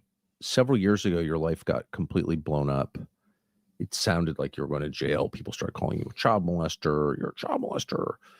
I was attacked for talking to you, which is kind of funny. Normally people were attacked for talking to me, but I was attacked for talking to you. And but at the heart of that story was foreign influence. And I've never heard you describe what exactly happened there. So in one sentence, news broke in the New York Times that the House Ethics Committee. No, this was I got news that the Department of Justice. Oh, sorry, it was DOJ. Yeah, it was a the criminal Department of Justice investigation. was investigating me, and obviously I knew that the allegations were false. That someone was You'd be in just jail right now if they were true. obviously, and the You fact, and Andrew Tate would both by the be way- in jail. So stop with the bullshit. And by the way, like no one has ever even made an accusation against me in any forum in which I can depose witnesses, do cross-examination, Right. review records. So like that's how you know the allegations against me are false. No one is ever willing to make them in any forum where I'm allowed to fight back, where I have any of the tools that Well, you you would haven't get been charged and in brought due to court. So like charged, sued, anything. And so you've never I been sued on the basis of this. no, of course not. And if anyone were to sue me, a human being would have to stand up and make an accusation against me and have their name behind it. That's never happened. Who is the person who has publicly accused me of misconduct regarding women? It doesn't exist, right? It is just an op, and it was an op to silence me, and Israel was involved. And I hate to say that. I was shocked to learn it, but there was a I was not shocked to learn it, Matt Gaetz. I was not shocked to learn that Israel was involved in blackmailing you at all. right? It is just an op, and it was an op to silence me, and Israel was involved. And I hate to say that. I was shocked to learn it, but there was a consulate official. Okay, this is amazing. So this is the charge that you were like trafficking underage girls. Absurd. And I don't even know what the charge was, but that was the headline. Matt Gaetz traffics underage women. It's like, oh my gosh, can't talk to Matt Gaetz anymore. Well, for us, the shocking moment was when Traffics my father, underage who's a women. prominent person in our community, got outreach from someone he had never met that said that there were pictures and images of me with underage prostitutes, and my dad needed to meet with these people right away. And so my dad, somewhat surprised and concerned, goes and talks to these people and says, "What in the world are you talking about?" And they said, "Well, Mr. Gaetz, we need $25 million from you to go and rescue a spy that is being held in Iran. And if you do that, we can make these things about your son go away," which was crazy and wild. We did what any reasonable people would do. We went to the FBI and said that we were being extorted by these folks with their false claims. And we later learned that this consulate official working for the Israeli government was sending text messages to Scott Adams, of all people, the Dilbert cartoonist, saying they were expecting my father to furnish this $25 million payment, and that would be evidence of my consciousness of guilt. For the American FBI agent grabbed on an Iranian island maybe 18 or 19 years ago. And I don't know anything about this person. I don't know if the person's dead or alive, but it was troubling and concerning to me that someone who was getting paid by the Israeli government was involved in a criminal shakedown of a U.S. congressman. And someone went to jail for this. The person who conveyed this message to my father pled guilty to the attempted fraud. And surprisingly, there was never really an effort to figure out what the government of Israel's involvement was in this matter. But you know that the government of Israel was involved because this was an Israeli government official who was involved Yes, in this? yes, a person who his name's Jake Novak. I think he currently works for Real America's Voice, and he sent text Wait, messages. what? Yeah. That's the name of the official, and he sent messages to Scott Adams saying that he was involved in this scheme that was later deemed a criminal scheme to shake down my family. So what based on happened to false him? allegations. He got a television show. Come on now. I didn't know any of this. I'm not playing dumb. I really didn't know that. Have you ever talked to him about it? I have attempted to figure out, because obviously I still have a lot of unanswered questions about why he was working for a foreign government and trying to shake down my family. Well, what's the answer, do you think? Well, some have shared with me their concern that this was a consequence of some of the votes and positions I took in the Congress. I represented one of the most military-heavy districts in the entire country. I think number one. Yeah, right up there. And I saw these wars in the Middle East that my neighbors and friends had fought in as unworthy of our best, unworthy of the disruptions in parenting and the divorces and the injuries, suicides. Yeah. And so I took the position that we should be less entangled in these things, and I think that really shocked a number of people who thought I would be more of a neocon coming from the district I came from. And I think that, you know, that with like the Israel influence operation, it's always fire and ice. It's always outreach followed by consequence, and then outreach and then consequence. Even to this day, there was someone who just appeared and offered to pay me a bunch of money to go to Israel and give a bunch of speeches. And, you know, you decline those offers when you don't feel they're appropriate. And then lo and behold, it's like Greenblatt on the other side of the operation calling you an anti-Semite. This just happened to you? Yeah. You don't need to be an economist to see what's happening. The dollar is in trouble. It's getting weaker. It's sad. Gold deal. Spend them and to Italian transparent. What's happening? You've got such a, maybe you've just been around. You're younger than I am, but been around a lot. You have such a blasé attitude. Like, yeah, that happens. People try to pay you off, then they threaten you. Pay you off, then they threaten you. Yeah, I mean, unfortunately, this is the parlance of government. It's a series of carrots and sticks. And, you know, I was the only Republican in the entire Congress during my time there who refused all PAC and lobbyist donations because it was like a game I just didn't want to win. What you have to realize is what most of your Congress is doing most of the time is trying to move up in this system. And sometimes moving up means a better committee. Sometimes it's like getting invited to better dinner parties. You lived in Washington for many years. Yeah. You know that there's this like hidden dinner party circuit that is reflective of your influence and your acceptance. And people who are probably good people when they get elected go there and morally compromise for that. And I just like reached a point one time when I just thought, I don't even care. Like, you know, it's like, oh, well, if you do enough favors for the chief deputy whip, they'll invite you to their fundraiser. You know what I loved about Matt Gaetz? There was a documentary a couple years ago about him and Thomas Massey. Did anyone else see this documentary where Matt Gaetz was basically like living in his office in Congress? And he had all of his suits lined up, and he had his little mirror in his bathroom, and he had his cot that he was sleeping on, and he got his DoorDash on the side of the road delivered to the Capitol, and he went back to his office to eat it because he was living out of his office. And it's like I think I still watched that when I wasn't really on board with Matt Gaetz, and I was kind of like, okay, bro, okay, you like points. Okay, you're living in your office, like points. And then you could move up, and the whip could invite you to his foreign trip.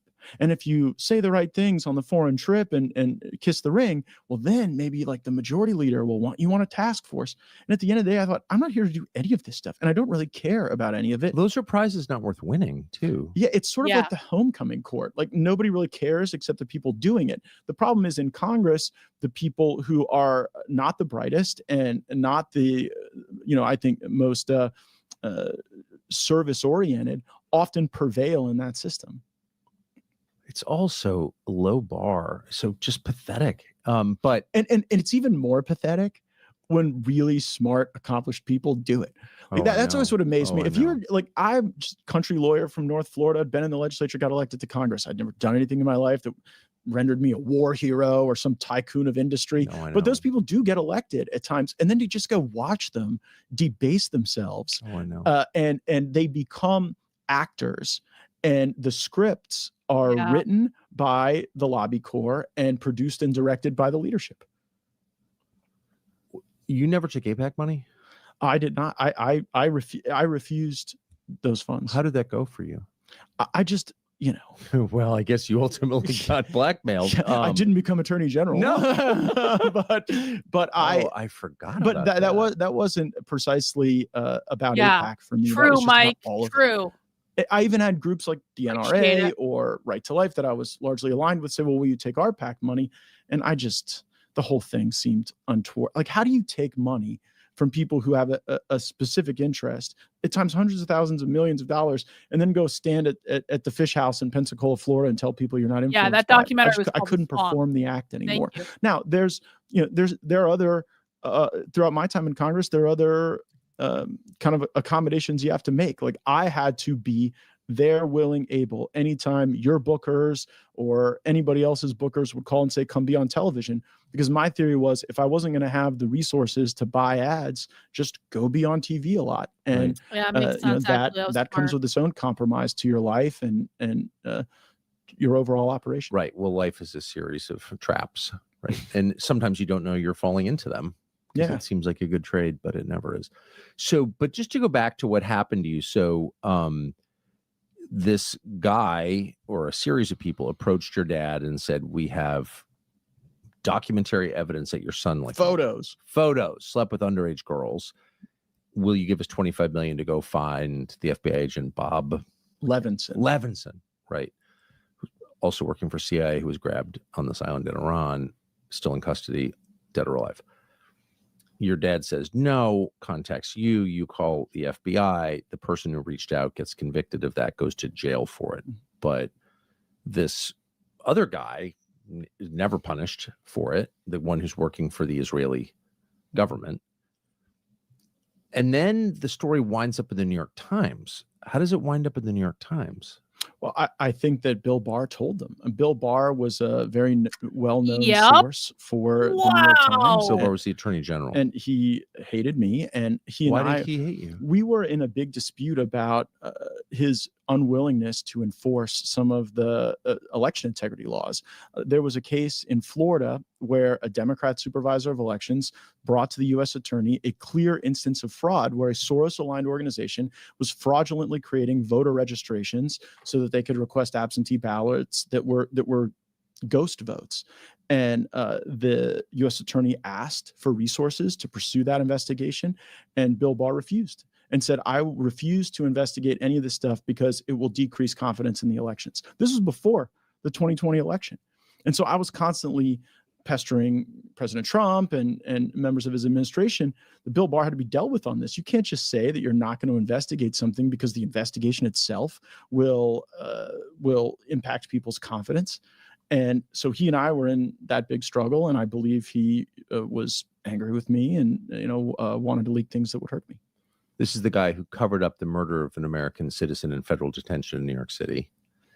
I mean, the person who was murdered is called Jeffrey Epstein. So I understand that I'm not defending Jeffrey Epstein, but no American should be murdered extrajudicially in federal lockup. Right. And Bill Barr covered up that murder. Well, also, I mean, we're the United States of America. I know. You can't even go in and out of a casino without people knowing that you're there and without it being on every camera. And you're telling me that we don't have the video of Epstein killing himself and that we're all just supposed to expect that this guy who we know, all those people who are in the admin now, my friends, they know Epstein was intel. They know he was tied to our intel. They know he was tied to Mossad. They knew he was tied to Saudi. He was a free agent. He was willing to go. And British intelligence. Yeah, and he was willing to go and get this compromat at a time when the British and the Israelis and the United States government needed to get people aligned with the Iraq war. And there was a worry that people would drift off and start opposing an increasingly unpopular war in Iraq. And so they got together, a bunch of people in academia, politics, media, business, and tried to get them in a compromising situation so that then everyone would stay on board no matter what. That does not sound unlikely. But when he died, Barr, by his own admission, he said, our job is to convince the American public he killed himself and to prevent dangerous conspiracy theories from spreading. The guy was murdered. And so Barr is, by definition, corrupt. Like, attorney generals can't do that. That is totally over the top. So, and he was fighting with you, but you think he's the one who leaked? I do. This stuff. Which leaks happen. And I mean, I'm not going to sit here and pearl clutch over some leak. When when the FBI took my phone away, I assumed this was all, when they first came. On what grounds did they take your phone away? Well, they came with a subpoena and said, we want your phone. And at the time I was somewhat relieved, because I thought, perfect. If what you think's in my phone is some sort of untoward issue with underage people, have a look. And obviously if I'd committed any crimes, they kept my phone for years. And they did? Yeah, they did. And you've never been charged with anything? No. What's it like? Because we have a justice system, it's still in place, I think. We've got courts and stuff and police and all that.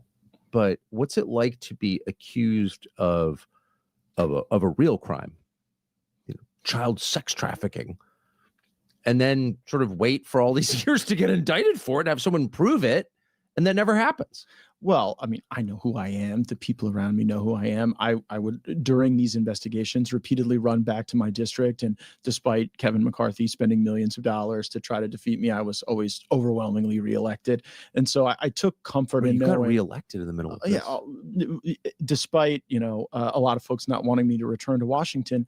But there's comfort in knowing that, the people will be there for you, your family, the folks you care about. And so I'm not a tragic case by any sense. I wish I would have had the chance to be attorney general. I said a lot of bad things about senators over the years that made that impossible for me to achieve. So walk us through that. So Trump announces you're going to be AG. And I have not campaigned for the position. To be clear, I love President Trump and was there to support his transition as a friend, a confidant, someone who had been there during the tough times in his first term. I mean, the real reason I was hanging around the transition is because I remembered what it was like when you had a good amount of the cabinet hoping that Donald Trump was a criminal and wanting to install Mike. It really is shameful how Trump threw Matt Gaetz under the bus, because and Trump did the same thing with Marjorie Taylor Greene. Trump is horrible about this. I've said this, I said this in the first Trump administration when I was actually paying attention. Trump is like the worst hiring manager of all time. And I said that leading up to him getting after he got elected, I was like, oh, here we go. Trump is the worst hiring manager of all time. Trump has no loyalty to the people who are loyal to him. And he wants to kiss the asses of everyone who hates him to get their validation, because Trump is desperate for validation. He's desperate for validation from the mainstream media. He's desperate for validation from the Democrats or something to say, you were right, Trump. He's desperate for validation, and he is absolutely desperate for validation from people in the Republican establishment who absolutely hate him. And so he hires them, and he hires their friends, and he kisses their ass, and he does the things that they want him to do and all this stuff, because he is desperate for their validation. He is desperate for them to say, we were wrong and you were right, Trump. Whereas Matt Gaetz, completely loyal to Trump, and Trump throws him under the fucking bus. Marjorie Taylor Greene, completely loyal to Trump, and Trump throws her under the fucking bus. He has no judgment when it comes to the people surrounding him at all. And for sure, just the nightmare that was. So I was there to be a trusted friend, and Charlie Kirk and Stephen Miller and I had talked to a number of people who wanted to be attorney general, and we were presenting some of those ideas to the president. I was advocating for a different person to be the attorney general on a plane ride with the president, and he just sort of, as he has a tendency to do, said that wasn't who he wanted, and he wanted me to do the job. And you had no idea this was coming? No, none. And it was. So you're telling Trump, actually, I think you should pick so and so. Right. And I did tell him if he wanted me to do it, I would do my best job. I would work hard to be confirmed, and that I thought I could lead the department out of some of its darkest days and towards something better. I think Pam Bondi has done a very good job. I know she has her critics. By the way, I would have too. If I'd have been the attorney general, there probably would be a whole ecosystem saying I wasn't doing enough.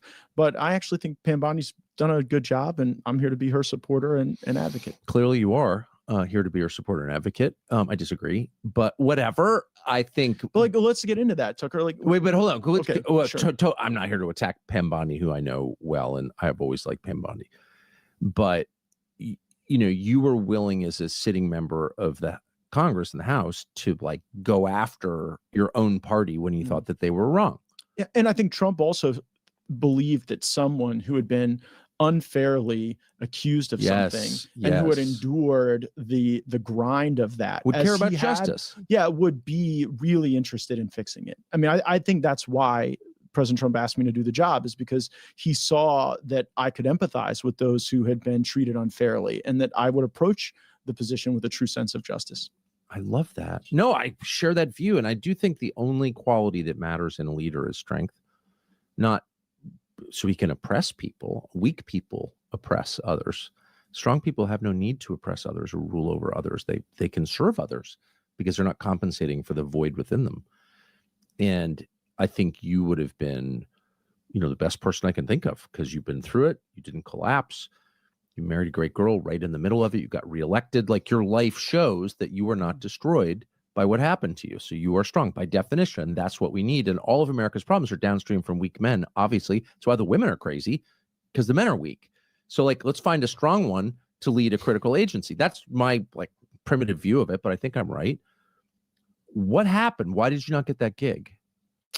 There were a lot of great people I interacted with in the Senate, but at the end of the day, there was a core block of about half dozen of them who'd said they would never vote for me. And, I could have endeavored to grind that down, maybe win, one or two of them possibly over an extended period of time. But you saw the way courts started enjoining the actions of this administration off the bat. And that's why I don't even give a fuck that the Republicans have the majority of the House and the Senate, because the Republicans squander that every single chance that they get.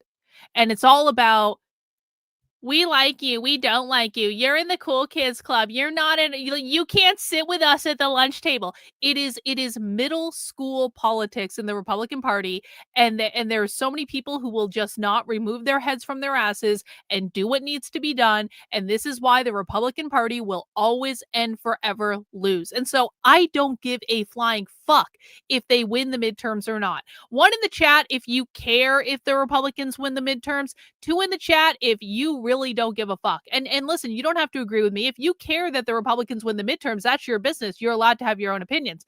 1 in the chat if you care, 2 in the chat if you don't. But I personally do not give a flying fuck if the Republicans win the midterms, because it makes absolutely no difference. They do not do anything. They have not accomplished. What have they actually accomplished in the last year? And again, I'll give Trump the no taxes on tips thing. The no taxes on tips thing is good. I approve of the no taxes on tips thing, because that's going to save me a lot of money, and I appreciate that. But what have they actually fucking done? Oh my God, no, you suck. I hate you. We can't be friends anymore. Pam Bondi did defeat nationwide injunctions as a ruling legal theory. Right. And had we not had her and her team lined up to do that, I actually think that we'd be in a very different position today with the deportation agenda. Yeah. How can, but I mean, there, look, how a lot of my conversations went, I'd be like, yes, Senator so-and-so, this is Matt Gaetz. I'm calling about my confirmation for attorney. Wait, what was tweeted about you? No, that was a staffer years ago, and they were fired immediately. Oh, they were that petty. Oh yeah. Several, would bring things I had tweeted about them to the meetings. Is that really so? The point of your attorney general is not to say mean things about an individual senator. What? Talk about making it about you. Well, yeah. Who cares? And then I had one senator, from Oklahoma, really grill me about my vote against the anti-Semitism bill. So, how can I vote for someone who voted against the anti-Semitism bill? And I'm thinking, is this some driving issue in Oklahoma that I'm was Langford unaware of? Just mentioning it. Yeah, Langford is such a such a weak man. It's sad. Yes, he And is as a tool for 100%. evil, in my opinion. So sorry, that's what I 100%. think. But despite having good qualities, but so who are the senators who are against you? Do you care to name any of them? No, know I that that's don't think I productive, will but read this book. I think Thank that you. it would not be difficult to good. look at the college of senators who have been otherwise problematic for some of Trump's appointees, and that's where I had problems. So you decided to bow out. Yeah, I didn't think that me doing some multi-week, multi-month fight to try to grind down the last of Mitch McConnell was somehow going to help the administration in the end. Can I ask, do you think, since you know the system so well, because you served within it most of your life, do you think there's anything you could have traded in exchange for their support? I don't know. I oftentimes couldn't get a meeting, with people like Senator Murkowski and Senator Collins. They were not interested in even having a discussion with me. So it would have been hard to execute a trade. I mean, I think part of the problem is you're not the kind of guy who makes those trades, and that's why they opposed you in the first place. Well, and I think also there's something unsettling about my unpredictability. People who that's the read, point. People who read the script are easy to predict and manage.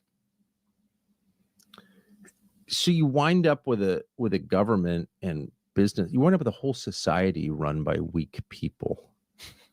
And not at the top. Trump's pretty strong, and I think Vance course. is strong, and I think Susie Wiles is strong. But there's no doubt about what you just said.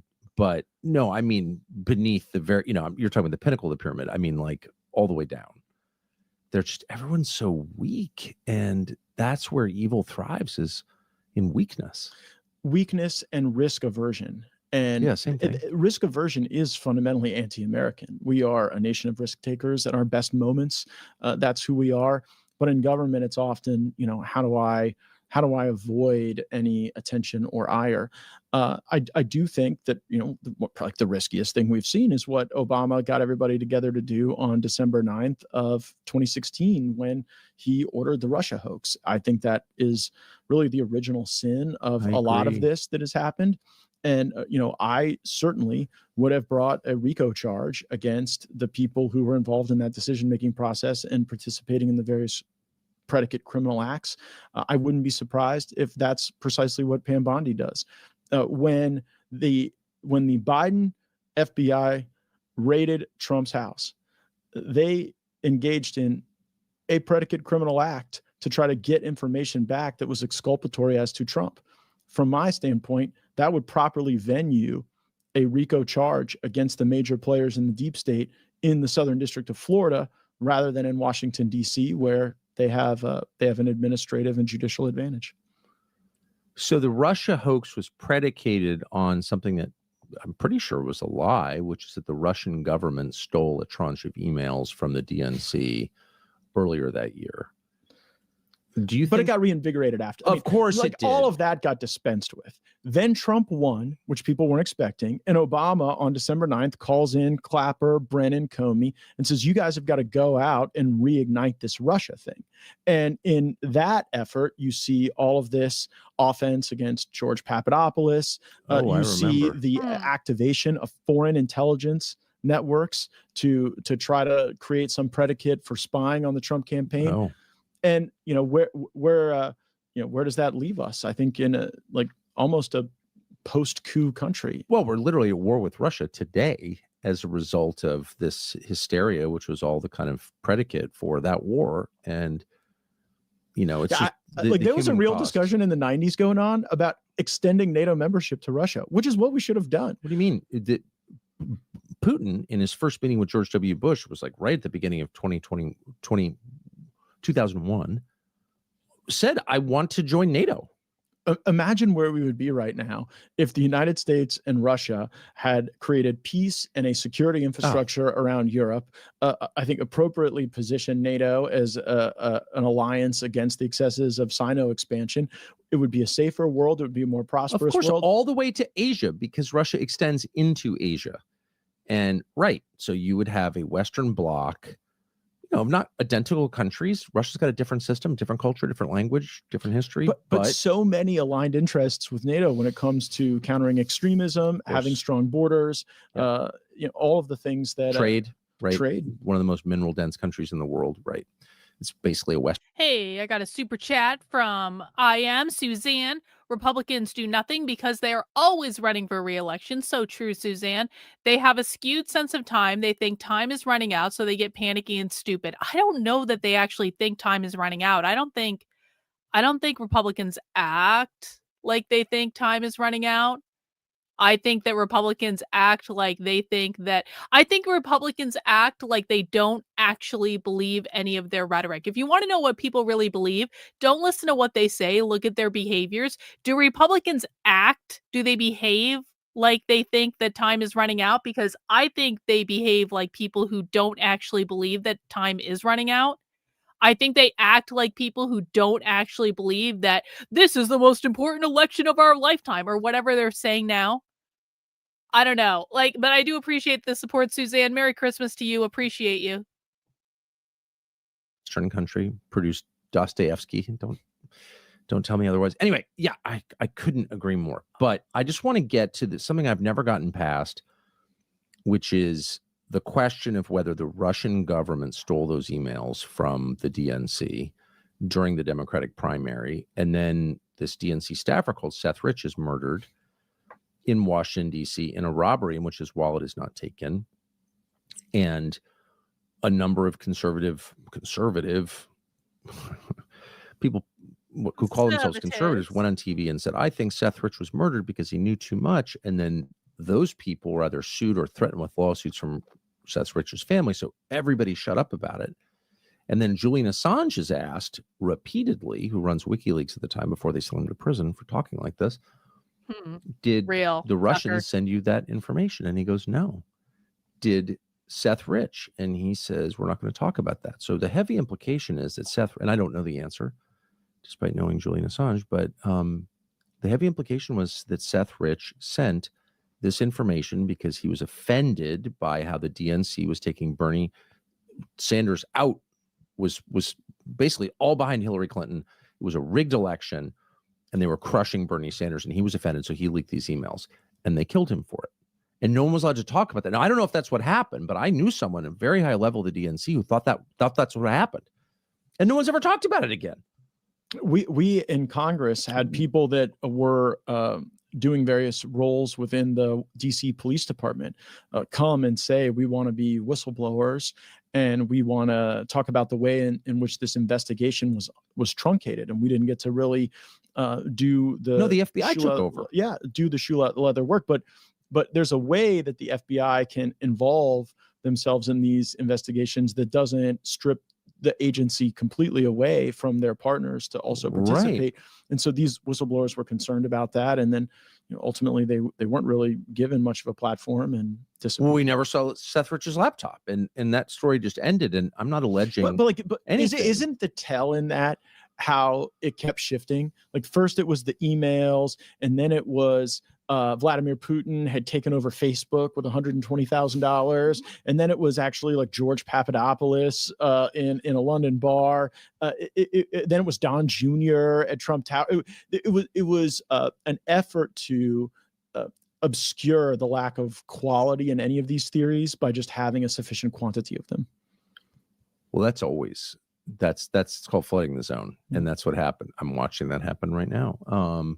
That is the most classic move of anyone involved in a PSYOP, the intel community. You just flood. You see this with UAPs. Pretty obvious what they are, actually, in my view. But no, it's men from Mars. It's a advanced technology program. It's like whatever. Yeah, they flood it with too many theories, and you think that's what happened there? Of course, because none of the theories could individually hold water. And I had a recent conversation with CIA Director John Ratcliffe, and I like John, but I chastised him for not answering some of these like fundamental questions. Like Joseph Mifsud was this professor who was drawn into an intelligence operation against the United States. He was drawn into that operation either by the United States or one of our allies. How do we not know the answer to that question? This was the key thing that we said we were going to uncover when we got power. And I know they got a lot of work to do to keep the country safe, but I would encourage the director of the CIA to really tell us the CIA's role. What's the answer, do you think? Well, I believe that some of this crowd in the Obama administration knew that their direct management of an asset against the Trump administration would create paperwork, payments, complicating things that could be found out. And so they went to other European countries and said, you do us a favor, we do you a favor, but the favor we want from you is actually to go against our country, our presidential candidate, Donald Trump. And that is treasonous. That is straight treason to ask another country to attack your country. And I think that occurred. And I think that if we knew who had authorized that, we would have a person to be at the center of this broader RICO conspiracy. Yeah. And traditionally, it's been Britain and France who play that role. Huge intel presence in Italy as well. Exactly. It's one of the biggest. And now with the CIA. growth of NATO under this war, it's Romania, it's Eastern Europe, it's wherever you have a NATO base, there are a lot of other things that come with it. Can I tell course. you? So you've seen this. Yarn is so fucking expensive now, and especially so I usually get a lot of my yarn from Europe, like just traditionally, because like I buy hand dyed yarn, I buy it from like independent manufacturers. I don't buy pretty much never would I buy from like Hobby Lobby or Michaels or any sort of craft store like that. Not that there's anything wrong with that when you're first starting out, but like I use really nice fucking yarn, and it is so expensive now. And it's even like, because obviously you have to pay tariffs for everything, so they pass that on to the consumer. It's ridiculous. And even in the United States, I have this yarn. I have enough yarn. So fun fact. In one of the anarchist bookstores that I go to when I go to San Francisco, I've actually been to this anarchist bookstore a couple times. It's in if you go to Haight-Ashbury in San Francisco, it's like right in the center of like Haight-Ashbury. So like I don't know how many people know, like Haight-Ashbury is like the hippie district. It's like where all the hippies were in like the 60s and stuff like that. And so you go into Haight-Ashbury and there's a big old fucking tie-dye store, and they've got all this tie-dye stuff and all this stuff. Well, a block away, and that's kind of like where people get dropped off. That's like the intersection that you would get dropped off at. Well, right down the street from there is a radical revolutionary leftist anarchist bookstore. It's called, what is it called? Bound Together, I think. Bound Together Books. I've been there a couple times. They have a bunch of zines. They've got a bunch of far left shit. They have all the anarchist stuff. They've got all the stickers. They've got the Antifa stickers, literally Antifa stickers all over the place. Anyway, a block after the anarchist bookstore is a really nice yarn store, and they have this very specific yarn, and I'm going to be using it for my next 2 projects because it's so nice. It's got like these moody colors, but it also has like sparkle in it. Anyway, I tell this story because the last 2 times I went to San Francisco, I bought yarn at this yarn store, and it was $32 a skein. Now you think about the fact that this shawl right here that I'm working on right now, that's 4 skeins of yarn. People ask me why I don't sell my knitting. Do you have any idea how expensive it would be? The cost of yarn for a single project is now something like $130. So do you want to pay for the cost of yarn along with all of the because it takes me, when I'm knitting regularly, it takes me about a month to make a shawl. Do you how much do you want to pay for my hand knitted garments? Because I'm going to use the best yarn you're ever going to find. It's going to be beautiful. It's going to look really nice, but it's going to be fuck off expensive because the yarn that I buy is so expensive now, but it's worth it. I don't even care. I'm still going to buy it because it's worth it. Your mom gave you a $100 gift card to Michaels. What should I get? So Michaels is good for a lot of things. I would say like you can get knitting needles. You can get like stitch markers and different knitting tools that I think are good. You can get a lot of like stuff for storage, because if you get like into knitting or crafting, you're going to need storage for yarn. It's just the way it goes. So that's probably where I would find. I would not buy yarn at Michaels unless you're using it to like practice for something. Although I have seen where some of these like more chain craft stores are actually getting hand dyed yarn. Like I know Hobby Lobby now has like hand dyed yarn that is actually like not bad. But like if you're using the yarn to practice or something or to try something out, fine. But like I would go for like knitting needles or like notions, like the things that you need to knit stuff that aren't knitting needles. I would go for storage stuff. I would go for like maybe like they maybe get one of those bowls that you can put yarn in while you're knitting, that it kind of like rolls into the bowl. It has a little thing that there's lots of stuff you can get at Michael's, is what I'm saying. Thanks for the super chat. Yeah, I mean, listen, listen, a lot of people knit with those and they craft with those and they're perfectly happy with them. So if it really all depends on like what you want. If you're happy with the yarn, then get the yarn. Who the fuck cares? I'm just saying, like, my preference is hand dyed wool, like that's all natural fiber. Like that's my preference. But if you like that yarn and you think it's fun, like, listen, I knitted my grandmother a shawl out of that yarn. The first thing I ever knitted for the first shawl I ever made, I knitted it with yarn from Joann Fabrics, and I gave it to my grandmother, and my grandmother loved it. And I think it was more of like it was like a softer yarn too. It wasn't totally like synthetic, but you can get some perfectly fine stuffs there. So just like do whatever makes you happy. Who cares? It's a lot where American political actors or IC members in the United States use foreign governments to do their work for them. Mm-hmm. Yeah, and I am concerned that that doesn't just happen abroad, that happens even within the 8 square miles of Washington, D.C. Did you feel when you worked there that there was a lot of intrigue? You know, there's always intrigue, but I think that a lot of the decisions that get made in Washington are detached from the elected leaders. And there probably should be more intrigue, actually. Our lawmakers should be more curious and inquisitive and skeptical. What do you mean a lot of the decisions that are made are detached from elected leaders? Well, look, take these bills that get written, right? Like, do you think that anyone who voted for the One Big Beautiful Bill Act was trying to outlaw hemp? Like it was stuck in the bill, and then they voted for it. And however you feel about hemp, I think it's kind of crazy that an issue wouldn't even get its own dignity. Like the lashing together of disparate issues for just an up or down vote that kind of becomes a shirts and skins exercise is a way to detach from the realities of the decision making. And those decisions are made by staff, by interest groups, by foreign countries at times. What's going to happen in the next 2 election cycles? I think we are headed for a bloodbath in the midterms for a few reasons, primarily history. The president's party loses seats during the midterms. I don't think I'm breaking any news there. And I think that the other side's just really worked up, and they have an organizing principle. The organizing principle of the left in America today is we hate Trump. And they don't really need any more than that. And there's something elegant politically about using that to activate voters. Yeah, totally. Whereas we're trying to tell people to reward us for securing the border. And voting is rarely an exercise in rewarding prior conduct. It is always about new promises. What are the new promises you're making? And right now. So I just want to mention this just in case people haven't heard me say this before, because I do think it's important.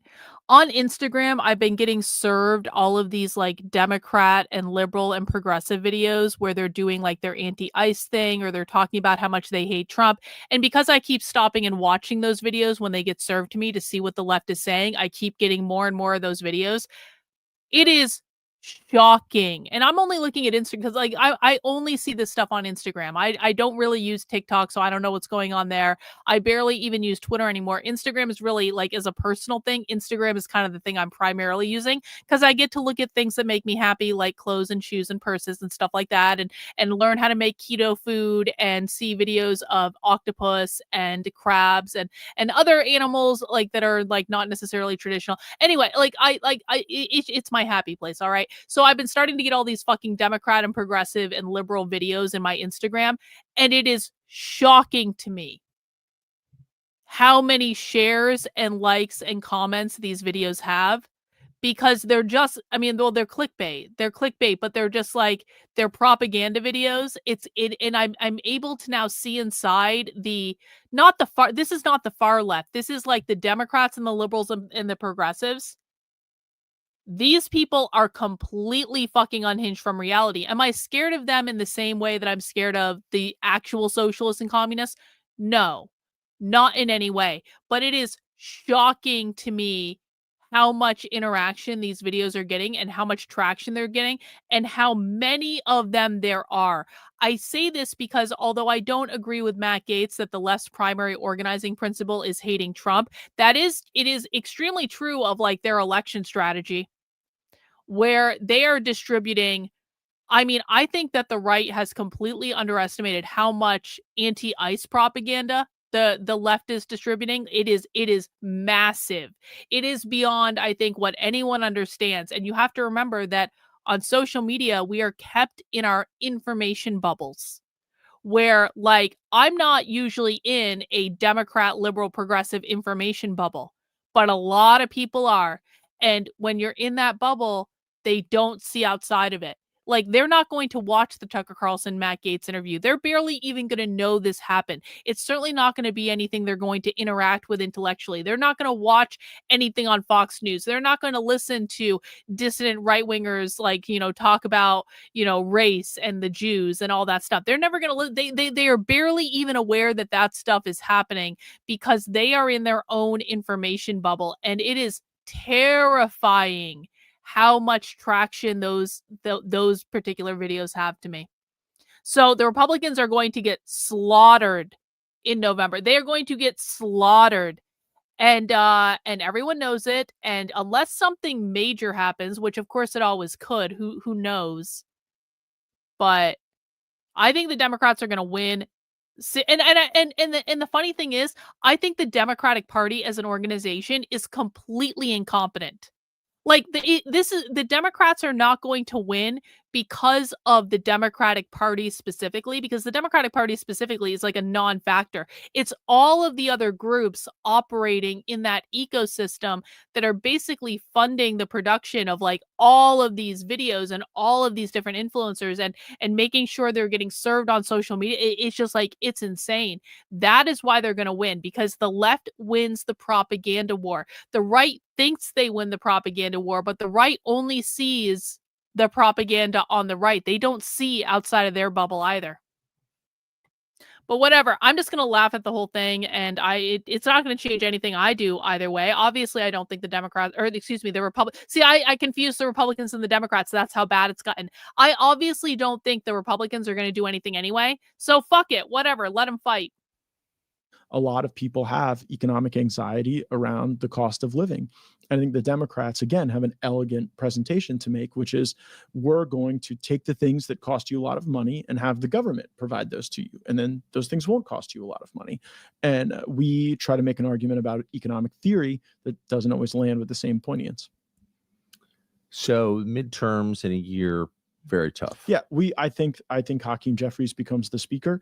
I think that they will then, because the problem is the candy becomes the poison for them, because when they do this big elect us so that we can use all these tools to fight Trump, then once they get that power, they're going to be pressed to continually use the silliest ones. And think about what they've already used. They've already used like the attempted application of criminal law, that backfired. They already used the impeachment process, that backfired. And so what I think Democrats believe, or what they've recently been conditioned to believe, is that shutdowns are good for them under Trump, that's good politics. So my prediction is Democrats win the midterms.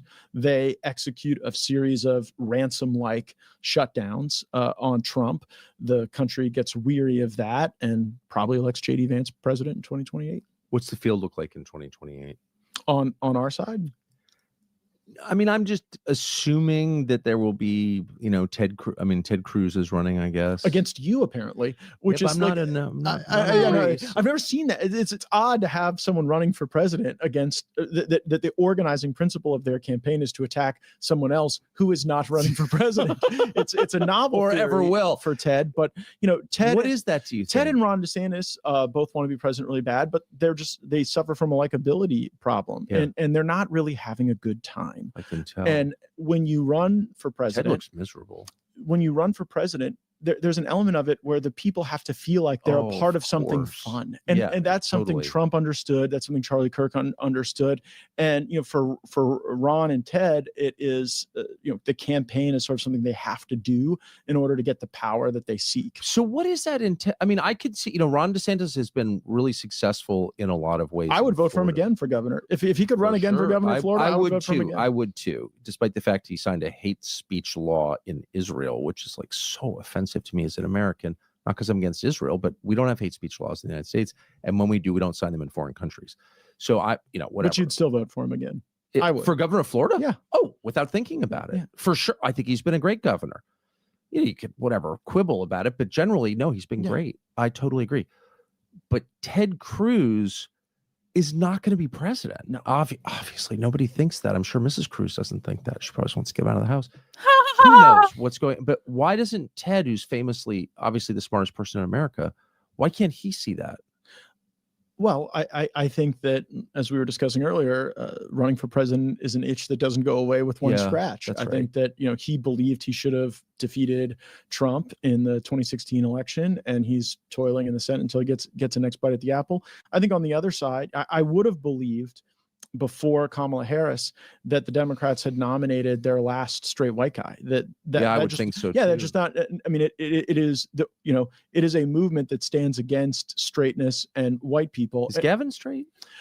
He seems to be pretty enthusiastic heterosexual, based on some of his personal conduct. Again, you no never judgment. know. It could be an omnivore. There's some of those.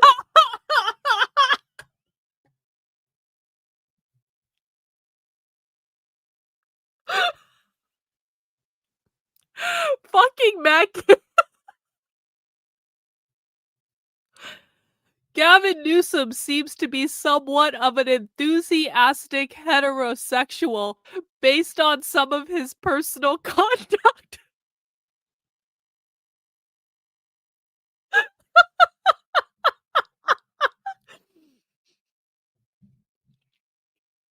What a way to call someone a man whore.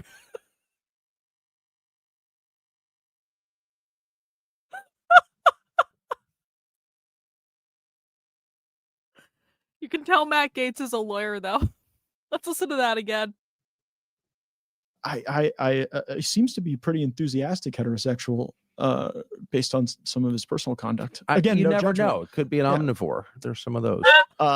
Yeah, we're not the bedroom police. But, Oh no, I don't even want to think about it. Honestly, but Newsom has at least demonstrated power, and I think that is what Democrats have lacked in this time in the wilderness in the Trump era, is that no one steps up and says, I'm ready to use power effectively. And when Gavin Newsom stole those congressional seats with Prop 50 in California, it was an effective exercise of power. And I think voters may reward him for that. Someone else in the Democratic Party who wants to be president told me that it was actually Kamala Harris who has reignited the prospects of Gavin Newsom. If they'd have just run Biden and lost, they would have never gone back to another straight white guy. But rolling out Harris and the embarrassment that was has people thinking, well, maybe we don't want to try this again. no, that's I believe that. Just knowing what they're like, they're just transactional. They just want power. That's it. They don't have any beliefs. They just want to be in charge. And I get it. I find it terrifying. But that's who they are. And I also think that when Gavin started going on conservative podcasts, that's when I was like, ooh, you are formidable. I mean, he didn't, defend his own policies very effectively. It didn't matter. He went on other people's podcasts and took questions. Ballsy. Yeah, well, that in essence is an indictment of Harris, because Harris could not have an extended, intelligent conversation about anything. And so just getting over the most basic of hurdles to be able to string sentences together was this great display of talent in the Democratic Party. And he'll say anything. He just doesn't. Yeah, but look at what they've been through, right? Joe Biden never did extended discussions. Harris never did extended discussions. So he was giving the base at least some viewpoint into his thinking on things. So do you think Gavin will be the nominee? Right now, I would say so. I think that AOC is going to make a I actually compelling run, probably agree with and I that. think she will be formidable as well. Honestly. You really do? If Bernie really does the handoff, like you and I, like Bernie has this like kind of goofy professor persona, but in reality, Bernie's like a deeply selfish person. He's selfish And a he doesn't coward. like- He's a total coward. And he believes He's he is the old, leader of too. the Democratic Party. Does he really? Well, but he's won every argument in it. Maybe he is the leader of the Democratic Yeah. Party. Like if you look on policy, Bernie has won the argument on this shift towards socialism. You know, that's actually a really good effing point. Maybe Bernie Sanders really is the leader of the Democratic Party. Bernie Sanders has, and listen, I grew up in Vermont. I have literally known about Bernie since Bernie was mayor of Burlington. There are so many infamous Bernie stories that you only know when you grow up in Vermont, because like Vermont's a super small state, right? Like I have met Bernie on like multiple occasions. Like you throw a rock, like you throw a rock in Vermont and you're probably going to hit Bernie Sanders and his wife. Okay. They're always there. They're always everywhere. Everyone knows them. Everyone has a Bernie story. Everyone knows stories about Bernie. Like it's been a thing my entire fucking life. But the thing about Bernie that we always laughed about, and I voted for Bernie Sanders in every election that I voted in when I lived in Vermont. But like the thing that's funny about Bernie is like people always make fun of Bernie because like he's never gotten a bill. He's like the man has been in Congress, either in the House of Representatives or in the Senate for what, like 30 fucking years or something like that. And he's never gotten a single bill passed because he is the socialist in Congress. But it's like, it's a fair point to consider. Is Bernie Sanders actually the leader of the Democratic Party? Did that actually accidentally just happen? Now, obviously, I'm not suggesting that the Democratic Party is socialist, because they're not. They're not socialist at all. But it's like, you can't deny that the Democratic Party is a lot more socialist now than it was when Bernie Sanders first went to Congress. You cannot deny that the Democratic Party is a lot more socialist now than it was before Bernie ran for president the first time. Maybe and truly, Bernie Sanders is the leader of the Democratic Party. The madman did it. He actually did it. But you know, the party structurally did things twice to stop him from becoming the nominee. They stole the election from him twice. Yeah. And he sat back and was like, "Oh, I've been kind of a sexist. I'm sorry." I mean, he's such a fucking coward. He's actually a deal with really it. nice If he was guy, real, at least I honestly. would respect it. AOC, same thing. Yeah, AOC is a very different person today than when she got to Congress. You know, in Totally terms of, like, corrupted. co-opted completely. Oh, the Gaza war's fine. It's like, what? When we were ousting McCarthy, like she came up to me and was like, you know, I really respect this because I'll be honest, we don't have the guts to do this on our side. What's she like? Before January 6th, she was incredibly chummy with Republicans in Congress, would regularly come over to our side, sit down, hang out, talk about her day. Did you ever date her? I did not. No. Did you try? No. And not my cup of tea, but she, after January 6th, like treated us all like, you know, we had horns or something. So she gave this kind of famous statement after January 6th and said, you know, as a trauma survivor, I was traumatized. I was A almost killed that trauma day. survivor. Oh my God. Do you think, was that real? No, but it is reflective of the performance art of Congress. And it was just bad performance But art. how could you get points from anyone for being like, yeah, I'm a terrified little girl? Because I find that contemptible. well, No, you can't be in wait, charge hold of on. anything if you're a terrified little girl. Sorry. Yeah, but we are a society that is increasingly built on grievance identity. You are the grievance that you can access, right? And so if you are you know, a woman, that can be a source of grievance. If you're a minority, and then like you have people who are just odd and say, well, maybe if I'm trans, then that can be this source of grievance. And then you have a bunch of white men looking around saying, well, I guess I'll be a drug addict because then like that can be my Right, source of right. grievance. And you know, she was leaning into that. She wanted to show that she had been aggrieved by this act and should be owed some unique empathy. But she revealed that she's afraid. It's that she's a coward. Like, how is that the only thing people respect on a gut level is strength and courage. That's it.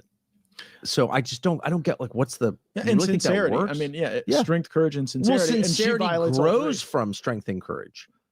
I'm brave enough to tell you what I really think. Yeah, and I got to a point where I was confident enough with my district where I could say the things I believed that I knew they didn't, because even if they disagreed with me on a subject, they knew I came to that view sincerely, that I wasn't holding marijuana legalization is something you and I disagree on. Yeah. I disagreed with a majority of my constituents on that point. I authored Florida's marijuana law. I support President Trump rescheduling marijuana. And when people at my First Baptist Church in Fort Walton Beach, Florida, came up to me to say they really disagreed with me on that, they did not vote against me as a consequence, because they knew that these were views that I sincerely hold. Well, I could be one of those congregants at the if I were Baptist in the Baptist church, because I agree with that. I don't expect people to agree with all of my eccentric views or my heartfelt views. It's okay. We're different people, but can't deal with falseness at all. And that, I think, was the magic of Trump. And I think that's a magic that he knows he needs to reignite on the campaign trail going into these midterms. The connection directly with the American voter, that no matter who you are, if you're the president and behind the Resolute desk and in the Rose Garden, it's a different experience than being out on the trail in Lancaster, Pennsylvania. So what's AOC's lane? Is it the Bernie lane? Okay, but the Bernie lane was an economic lane, which I always had respect for. I didn't agree with all of it, but we've got too many billionaires and not a big enough middle class. That's true. That's factually true. And anyone who says it, I will agree with. And he used to say that. In the open borders lane. I mean, they're two are related. I mean, we have all these billionaires because we've had open borders. They weren't always. I mean, Bernie at one point, as part of his pro-American worker agenda, was actually for restricted immigration. No, I'm saying they're related in that. But it's the AOC corollary. It's to take the Bernie socialist, like economic socialism, and lash it to unchecked borders. If you care about the lopsided economy where all the wealth is concentrated in too few hands and the country's becoming unstable as a result, it's becoming pre-Chavez Venezuela, we're going to get a revolution if this continues. I wrote a book about this. If you care about that, you have to ask, how did that happen? And the main way it happened was by unchecked immigration, which devalued labor. That's people have less economic power because there are more people willing to work for less. It's really simple. It's why organized labor always supported immigration restrictions. They're the ones who got them in 1924. They closed the borders for that reason. Look, guys, I Bernie was defeat from is that having tradition, a good and I time. always respected it. Good and name. then he became this kind of, neoliberal hybrid where he's like, oh, we got to fight Russia and it's racist to be against borders. And like, what? You know what I mean? We have to send money to Israel. What? Like, so I don't think that's a real lane. I don't think it's a sustainable lane. Do you? It is a sufficient cohort of voters to virtue signal kind of a reignition of Bernie's economic policies alongside, like, she will stand up and say, no more money for Israel, no more money for ICE, and universal basic income for Americans and open borders. That will be the core of the campaign. Open borders with universal basic income. And print more. By the way, did you see what we just did in the economy in this past week? We are printing money to buy our own debt right now. The self-licking ice cream cone, the electric windmill. Oh, what could possibly go wrong? I know. And there's right. How much of it is real when we're printing money to buy our own debt? Yeah. And the explosion of personal wealth among people I know is just unbelievable.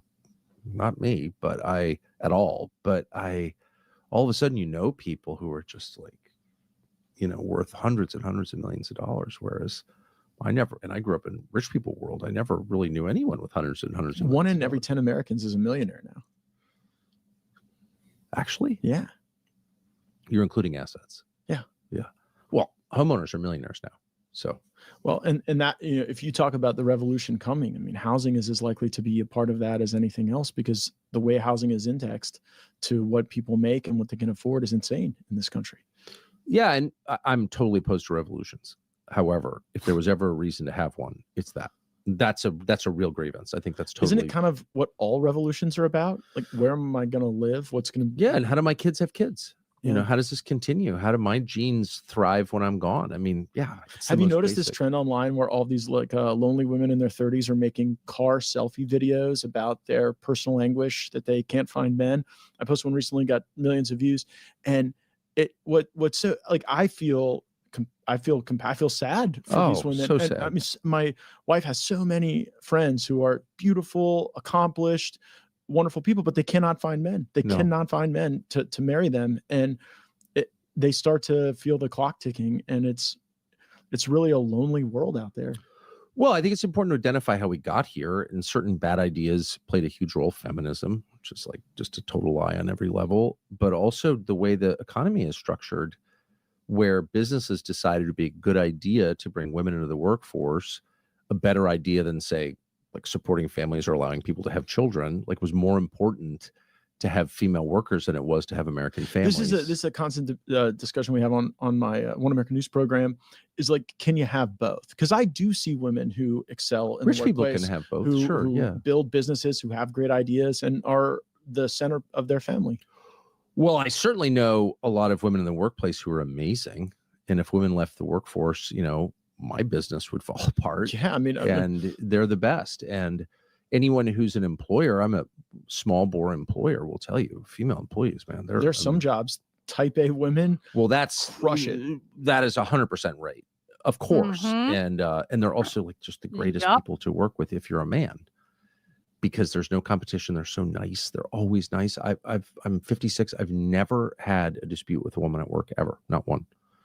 I've seen them mistreat each other in a way the North Koreans could learn from. It's like truly Yeah, cruel the way that's they behave real. to each other. But Yep. if you're a male employer having female employees, it is 100% upside. They will never stop thinking about their job. They will never stop being nice to you. They're great at their job. Certain jobs, they're the only ones who can do it because they just. But do you think men are out there looking for jobless women? Because I certainly wasn't when I was like, you know, single and trying to find a wife. I was not out there like seeking someone who had nothing else going on but to serve me in a marriage. I think it's people's passions, and women will enterprises choose that are their important. family if given their choice, and some won't. I mean, there's anomalies in every cohort, but what do you say to the ones who are like, I want to make that choice? Well, I'm not millions of women out there that are like, please present me the guy who isn't spending all of his day playing Fortnite and, you know, hanging out at the tattoo parlor. Well, with look, his men. buddies. The first thing to know is men and women need each other. They can't exist separately, or they're destroyed. We They have to destroy tame each other. themselves 100%. They fit together like puzzle pieces, and they can't live alone. Again, there are exceptions to all of these rules, but overpopulations, these are hard and fast rules that have existed since Adam and Eve. So it's just a fact. And if you ignore that fact, you'll be destroyed, and we are, because we've ignored it. So most women, if given the choice between going to work at JP Morgan or staying home and raising their small children, will, of course, choose staying home and raising their small children. If they're given the choice, they're not given the choice, because feminism, total fucking lie. There are no choices. Get to work. Well, oftentimes it's people's economic conditions that take the choice away. If you're Well, sitting, that's what if I'm you're sitting on saying. $130,000 in student loans because you were told that you had this great, That's the point I'm making. great future. They don't have a choice. Yeah. That's why they do it. And it's a Hobson's choice. but There's it's no not choice. marital bondage as much as it's economic bondage to debt. Marriage isn't bondage for women. Marriage, family is the context in which women have the most power. Women have no power outside of their relationships. Women are relational. So if you want to empower They can women, have power in business. They can have No. wealth. They can have money. that's not power. That's not power.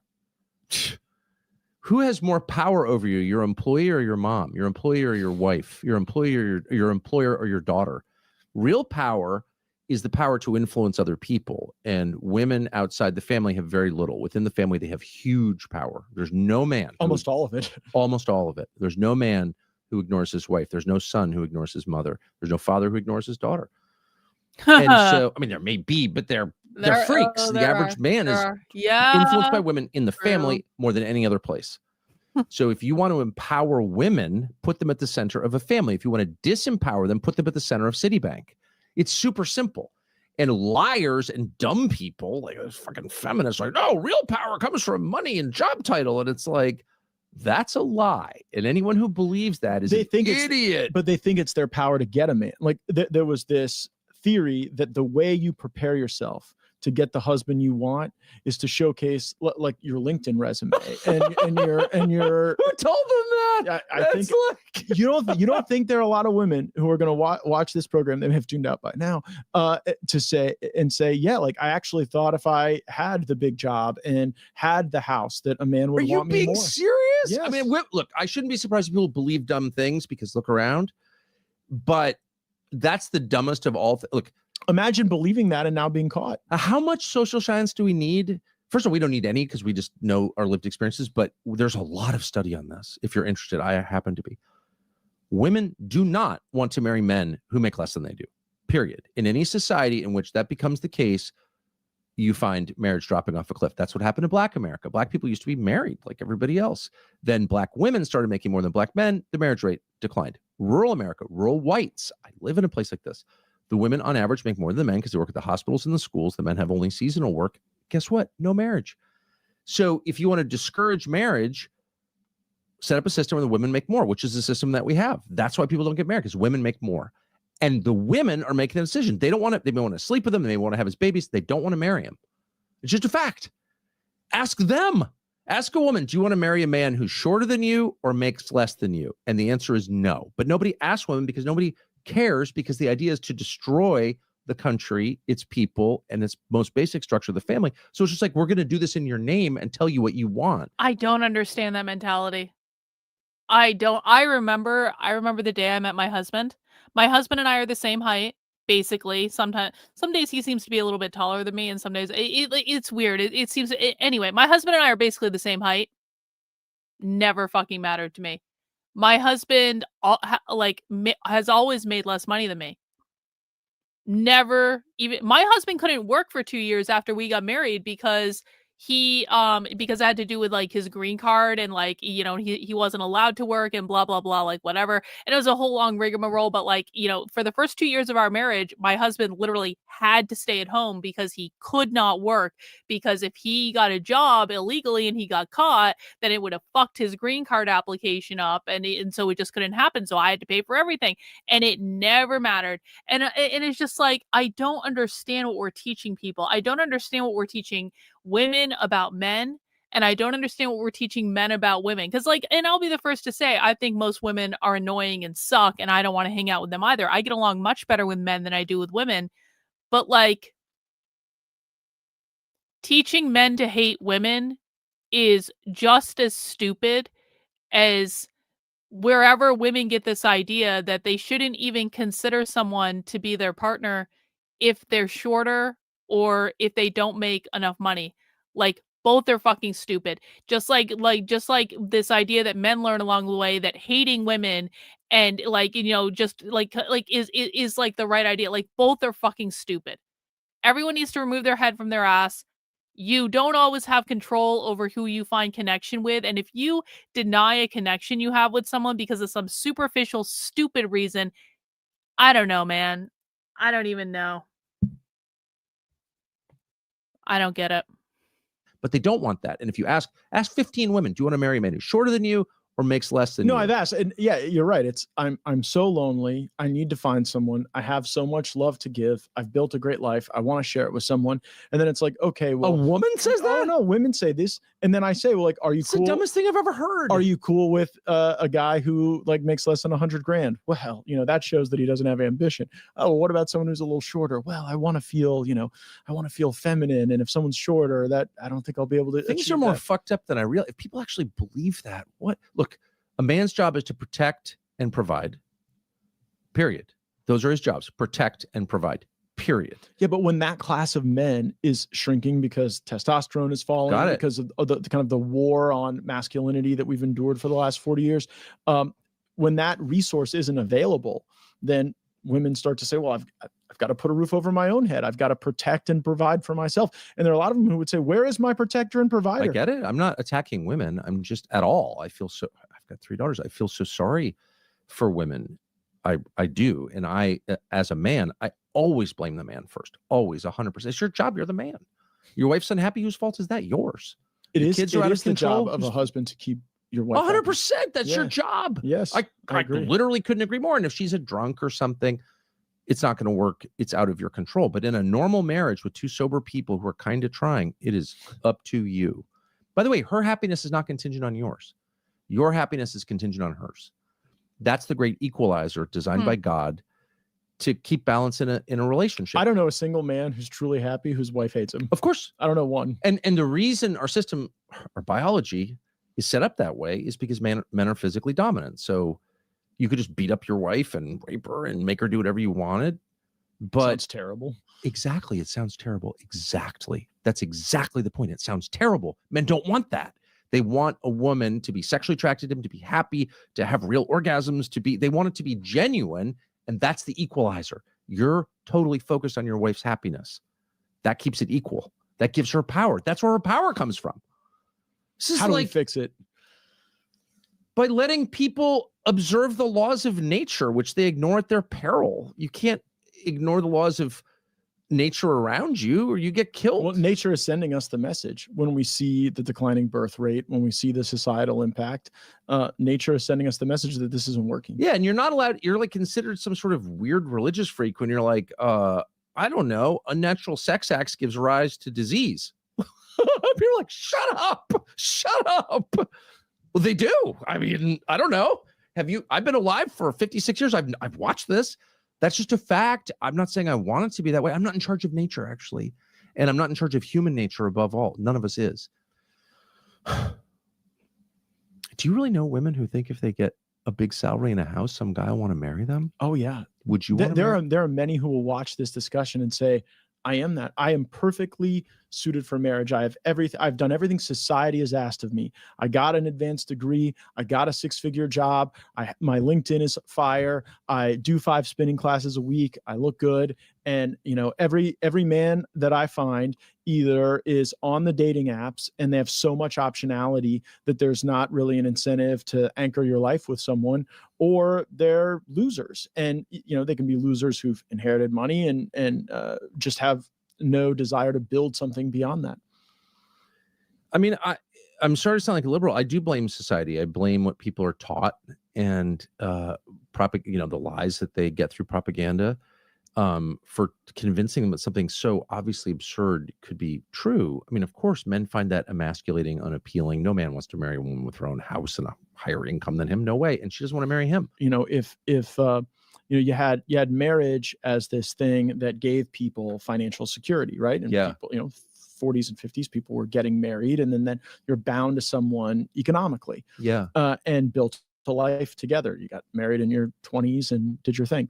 And then when we did no fault divorce, then marriage really became a contract, like more than anything else. And just like any other contract, when you're out of the contract, there are certain obligations that you still have to fill financially and otherwise. And then, the obvious next step is, well, if marriage is a contract, like kind of so is dating in a weird way, on like what you will provide and what I'll provide. And if, at the end of it, there are women who say like, yeah, if I'm going to spend my time to go on a date, I want you to pay for it. I think that's where we are. And I don't mind, like, when I hear women say that they go out and the guy wants to split the check, to me, there's nothing chivalrous or interesting about that. I think that, well, it's awful. Look, again, men and women need each other. They complement each other. Any attempt tame each other. Men are necessary to tame women, and women must tame men. 100%. And without each other, they become just industrial components who can be manipulated by global capital or whatever force you're afraid of. The only real protection is your family. And that includes the one, not just you were born into, but the one that you start yourself. Mm-hmm. That's your bulwark. That's your fortress. And if people are making it impossible for you to build that fortress, like, I respect the whole man. It's not just like what you say you believe. It's how do you live? If I had a camera in your house, do your kids respect you? Does your wife respect you? If not, why would I respect you? I feel that. Like, do you think that the notion of the barren life is what motivates people like Lindsey Graham to go to try 100%. 100%. Like, a normal person goes home. You go home. I don't know if you and I are normal, but just like a conventional person goes home and is like, I've got all kinds of views, but like continuity matters to me because I've got descendants. Mm-hmm. If you have no descendants, it like ends with you, and you don't believe, clearly none of these people believe in God. So it's like, I don't know. I got 15, 20 years, 5, 3 years, whatever I have, we don't know. And it doesn't matter what happens after that. Oh, that's scary. That's day trading with the world, right? With your life. No, but with everyone else's life. You think, why would Lindsey Graham care? He's 70 years old. He has no kids. Like, why does it matter if there's a nuclear war? I mean, he's looking he's not the back 9. It's like the back 3 at this point. Like, his options are like heart disease, cancer, and Alzheimer's. That's it. There's no tomorrow. Sad. Don't you think? I do think, I mean, having children vests you in the future in a way that not having children just doesn't. I mean, hasn't it changed your attitudes? Of course. And the way you care about what comes after you shifts dramatically. Well, it was like maybe 10 years ago, some smart friend of mine sent me this list of European leaders. I'm interested in Europe. So I felt like I knew a lot. I didn't know that like none of them had kids. And I remember thinking, that's not, first of all, you can't say anything about that because you want to seem like you're attacking people without kids, which I'm not. I'm feeling sorry for them. I'm attacking the idea of childless leadership. You can't have leaders with no kids because they're not thinking long term, because why would they? And look what happened to Europe. And the Harris campaign. Yeah. What's going to happen to her? She's running again. You haven't seen the news? She's assembling her team. And for what? President. Yeah. Come on now. What? As we've said, it's an ambition that resurfaces often in one. So what? I mean, you know a lot more about this than I, but like, let's say you decide you're going to run for president. How does your party exert influence on you to like stop? That's such a bad idea. You would think someone in the Democratic Party be able to say no. I don't know. Again, who's like, you assume the Obamas are in charge of that party, so potentially they could move her to another path, but they'll have a crowded field. And may be the case that having ancillary people around soaking up votes is good for the ultimate objective. I can't imagine the Obamas and the Gavin Newsom world would mix well. That's not really the same vein of the Democratic Party. Do you know anyone who's friends with her or knows her well? Harris? Yeah. No, I don't think I do. Well, that's kind of strange considering you know everybody. I know a lot of people, but I can't say that there was a single member of Congress I ever interacted with that could talk about any, private moment or like in-depth conversation they'd ever had with Kamala Harris. So there was really no constituency for her. Like it wasn't, I mean, that was. Yeah, I think that Democrats believed that there is this vast part of the population whose dream candidate is some combination of Michelle Obama and Oprah. And like the closest they could get was like bargain basement Kamala Harris to go and attempt to achieve that archetype. And it just didn't work out. So it was all about race and gender. I think that that was a huge part of it. And we saw the limits of playing into those impulses with Harris. Last question. Where do you think the country goes in the next, say, 3 years? Like, what are the big trends? No, what are the big trends? Obviously, we're going to see automation in the next 3 years in a level that you and I have never seen in our lives. You really believe we'll see that in the next 3 years? I do. I mean, I believe that automation in transportation, in agriculture, in manufacturing will be the new dominant force in our lives. And I don't think that's going to be entirely good. I think that it's inevitable. Because the capabilities, when you think automation will be a dominant force in our lives in 3 years? Yes. I think that like I will tell my grandkids what it was like to order food from a person. That will not be that will go the way of the payphone. There are like 7 million American men who make their living driving today in one form or another. Those jobs are gone in the next half decade. Where do those people go? I think that's when you start to see these calls for universal basic income, because we will say that there's such wealth being created on a lot of these tech platforms that doesn't get shared broadly. And I worry that draw politically is something that will zap the motivation of the country in a bad way. Just look at this healthcare debate that's happening right now as a microcosm of this trend.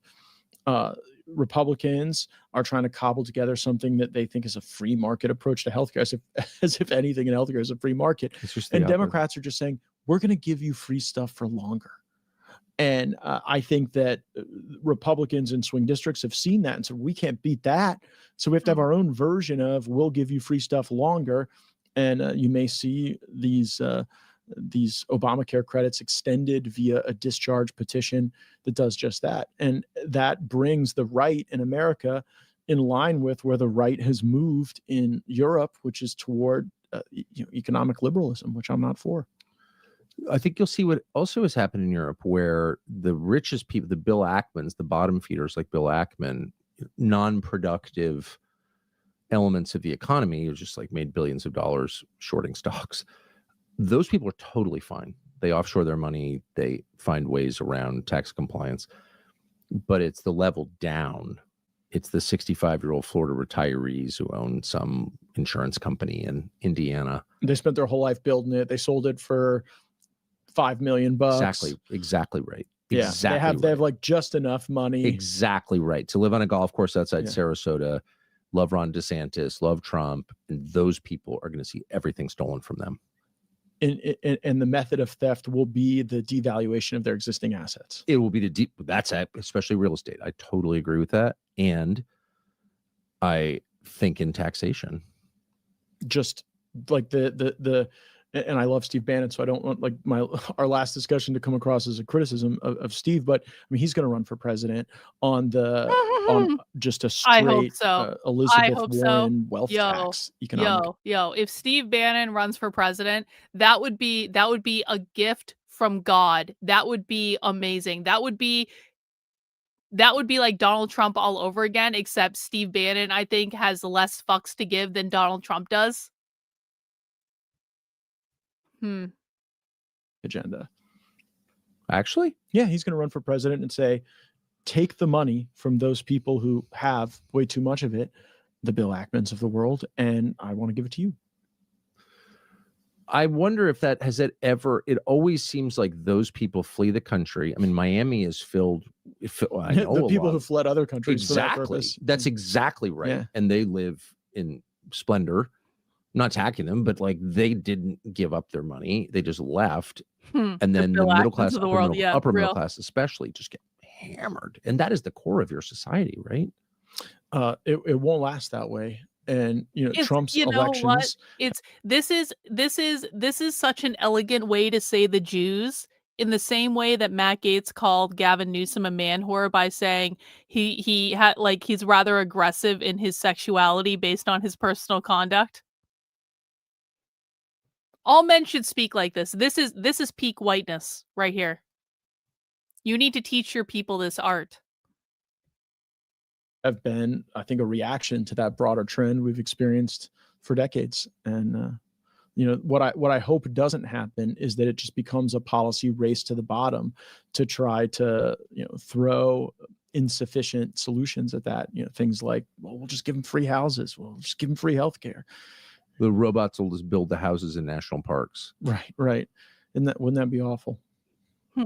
Matt Gaetz, thank you for spending all this time. It's always good to see you. And I'm just glad that you survived everything and you're thriving. Likewise. Are you running for president? No, not of this country.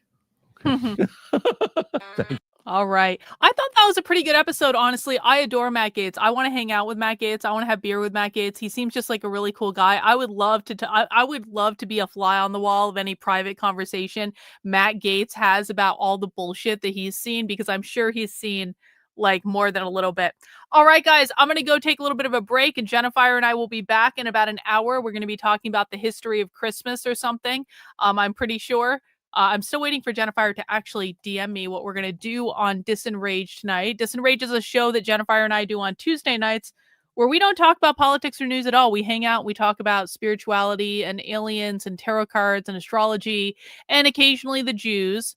Jennifer has sent me stuff. Okay, we're going to be doing something about, Amalek. You're going to love this. We're going to be doing Christmas before Christ. Yule and other European traditions. It will be a very Aryan show tonight, apparently. and anti-Christianity show because Jennifer grew up in a Christian cult. So that'll be great. We'll be talking about that at about 9 p.m. Eastern time, and I'm gonna go actually eat dinner in between now and then, and that's gonna be, and maybe I'll be drinking later. I'm probably gonna be drinking later. Yeah, that seems like the responsible thing to do.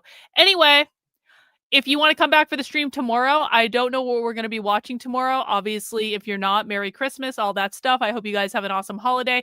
I will be streaming the next 2 days. I can't guarantee I'll be streaming at 5 o'clock specifically, but I do want to do streaming. It's probably going to be general gossip content or just really light content or something like that. We're just going to hang out the next couple of days. We're not going to worry about being serious people or anything like that. But if you guys aren't going to be around because you're going and doing things that are far more important in the real world, I hope everyone has an awesome Christmas. I hope you get all the presents you want, all that good stuff. And for the rest of us that don't leave our houses, I will be back sometime tomorrow. So I'll see you guys. Take care. We'll see you soon.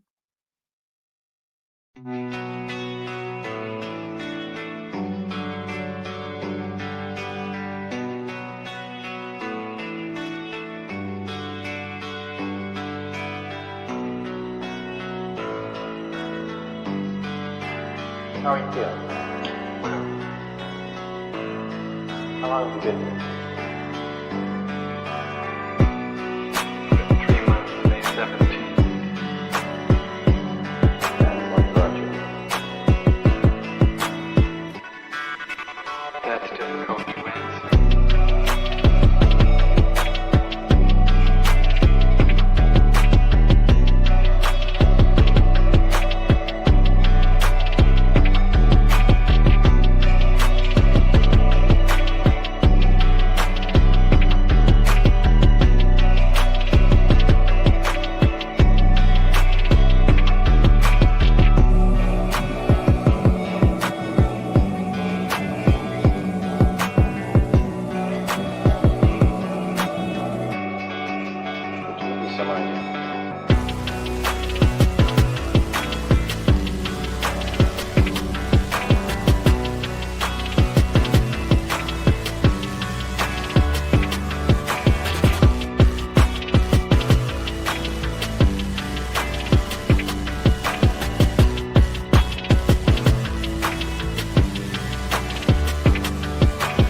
I'm not completely like other people. What do you mean by that?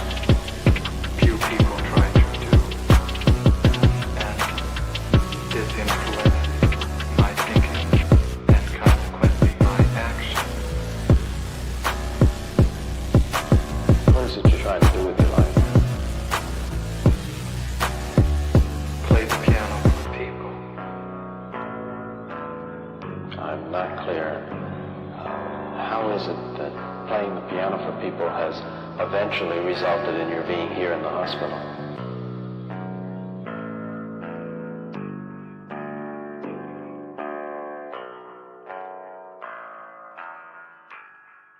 That's difficult to answer.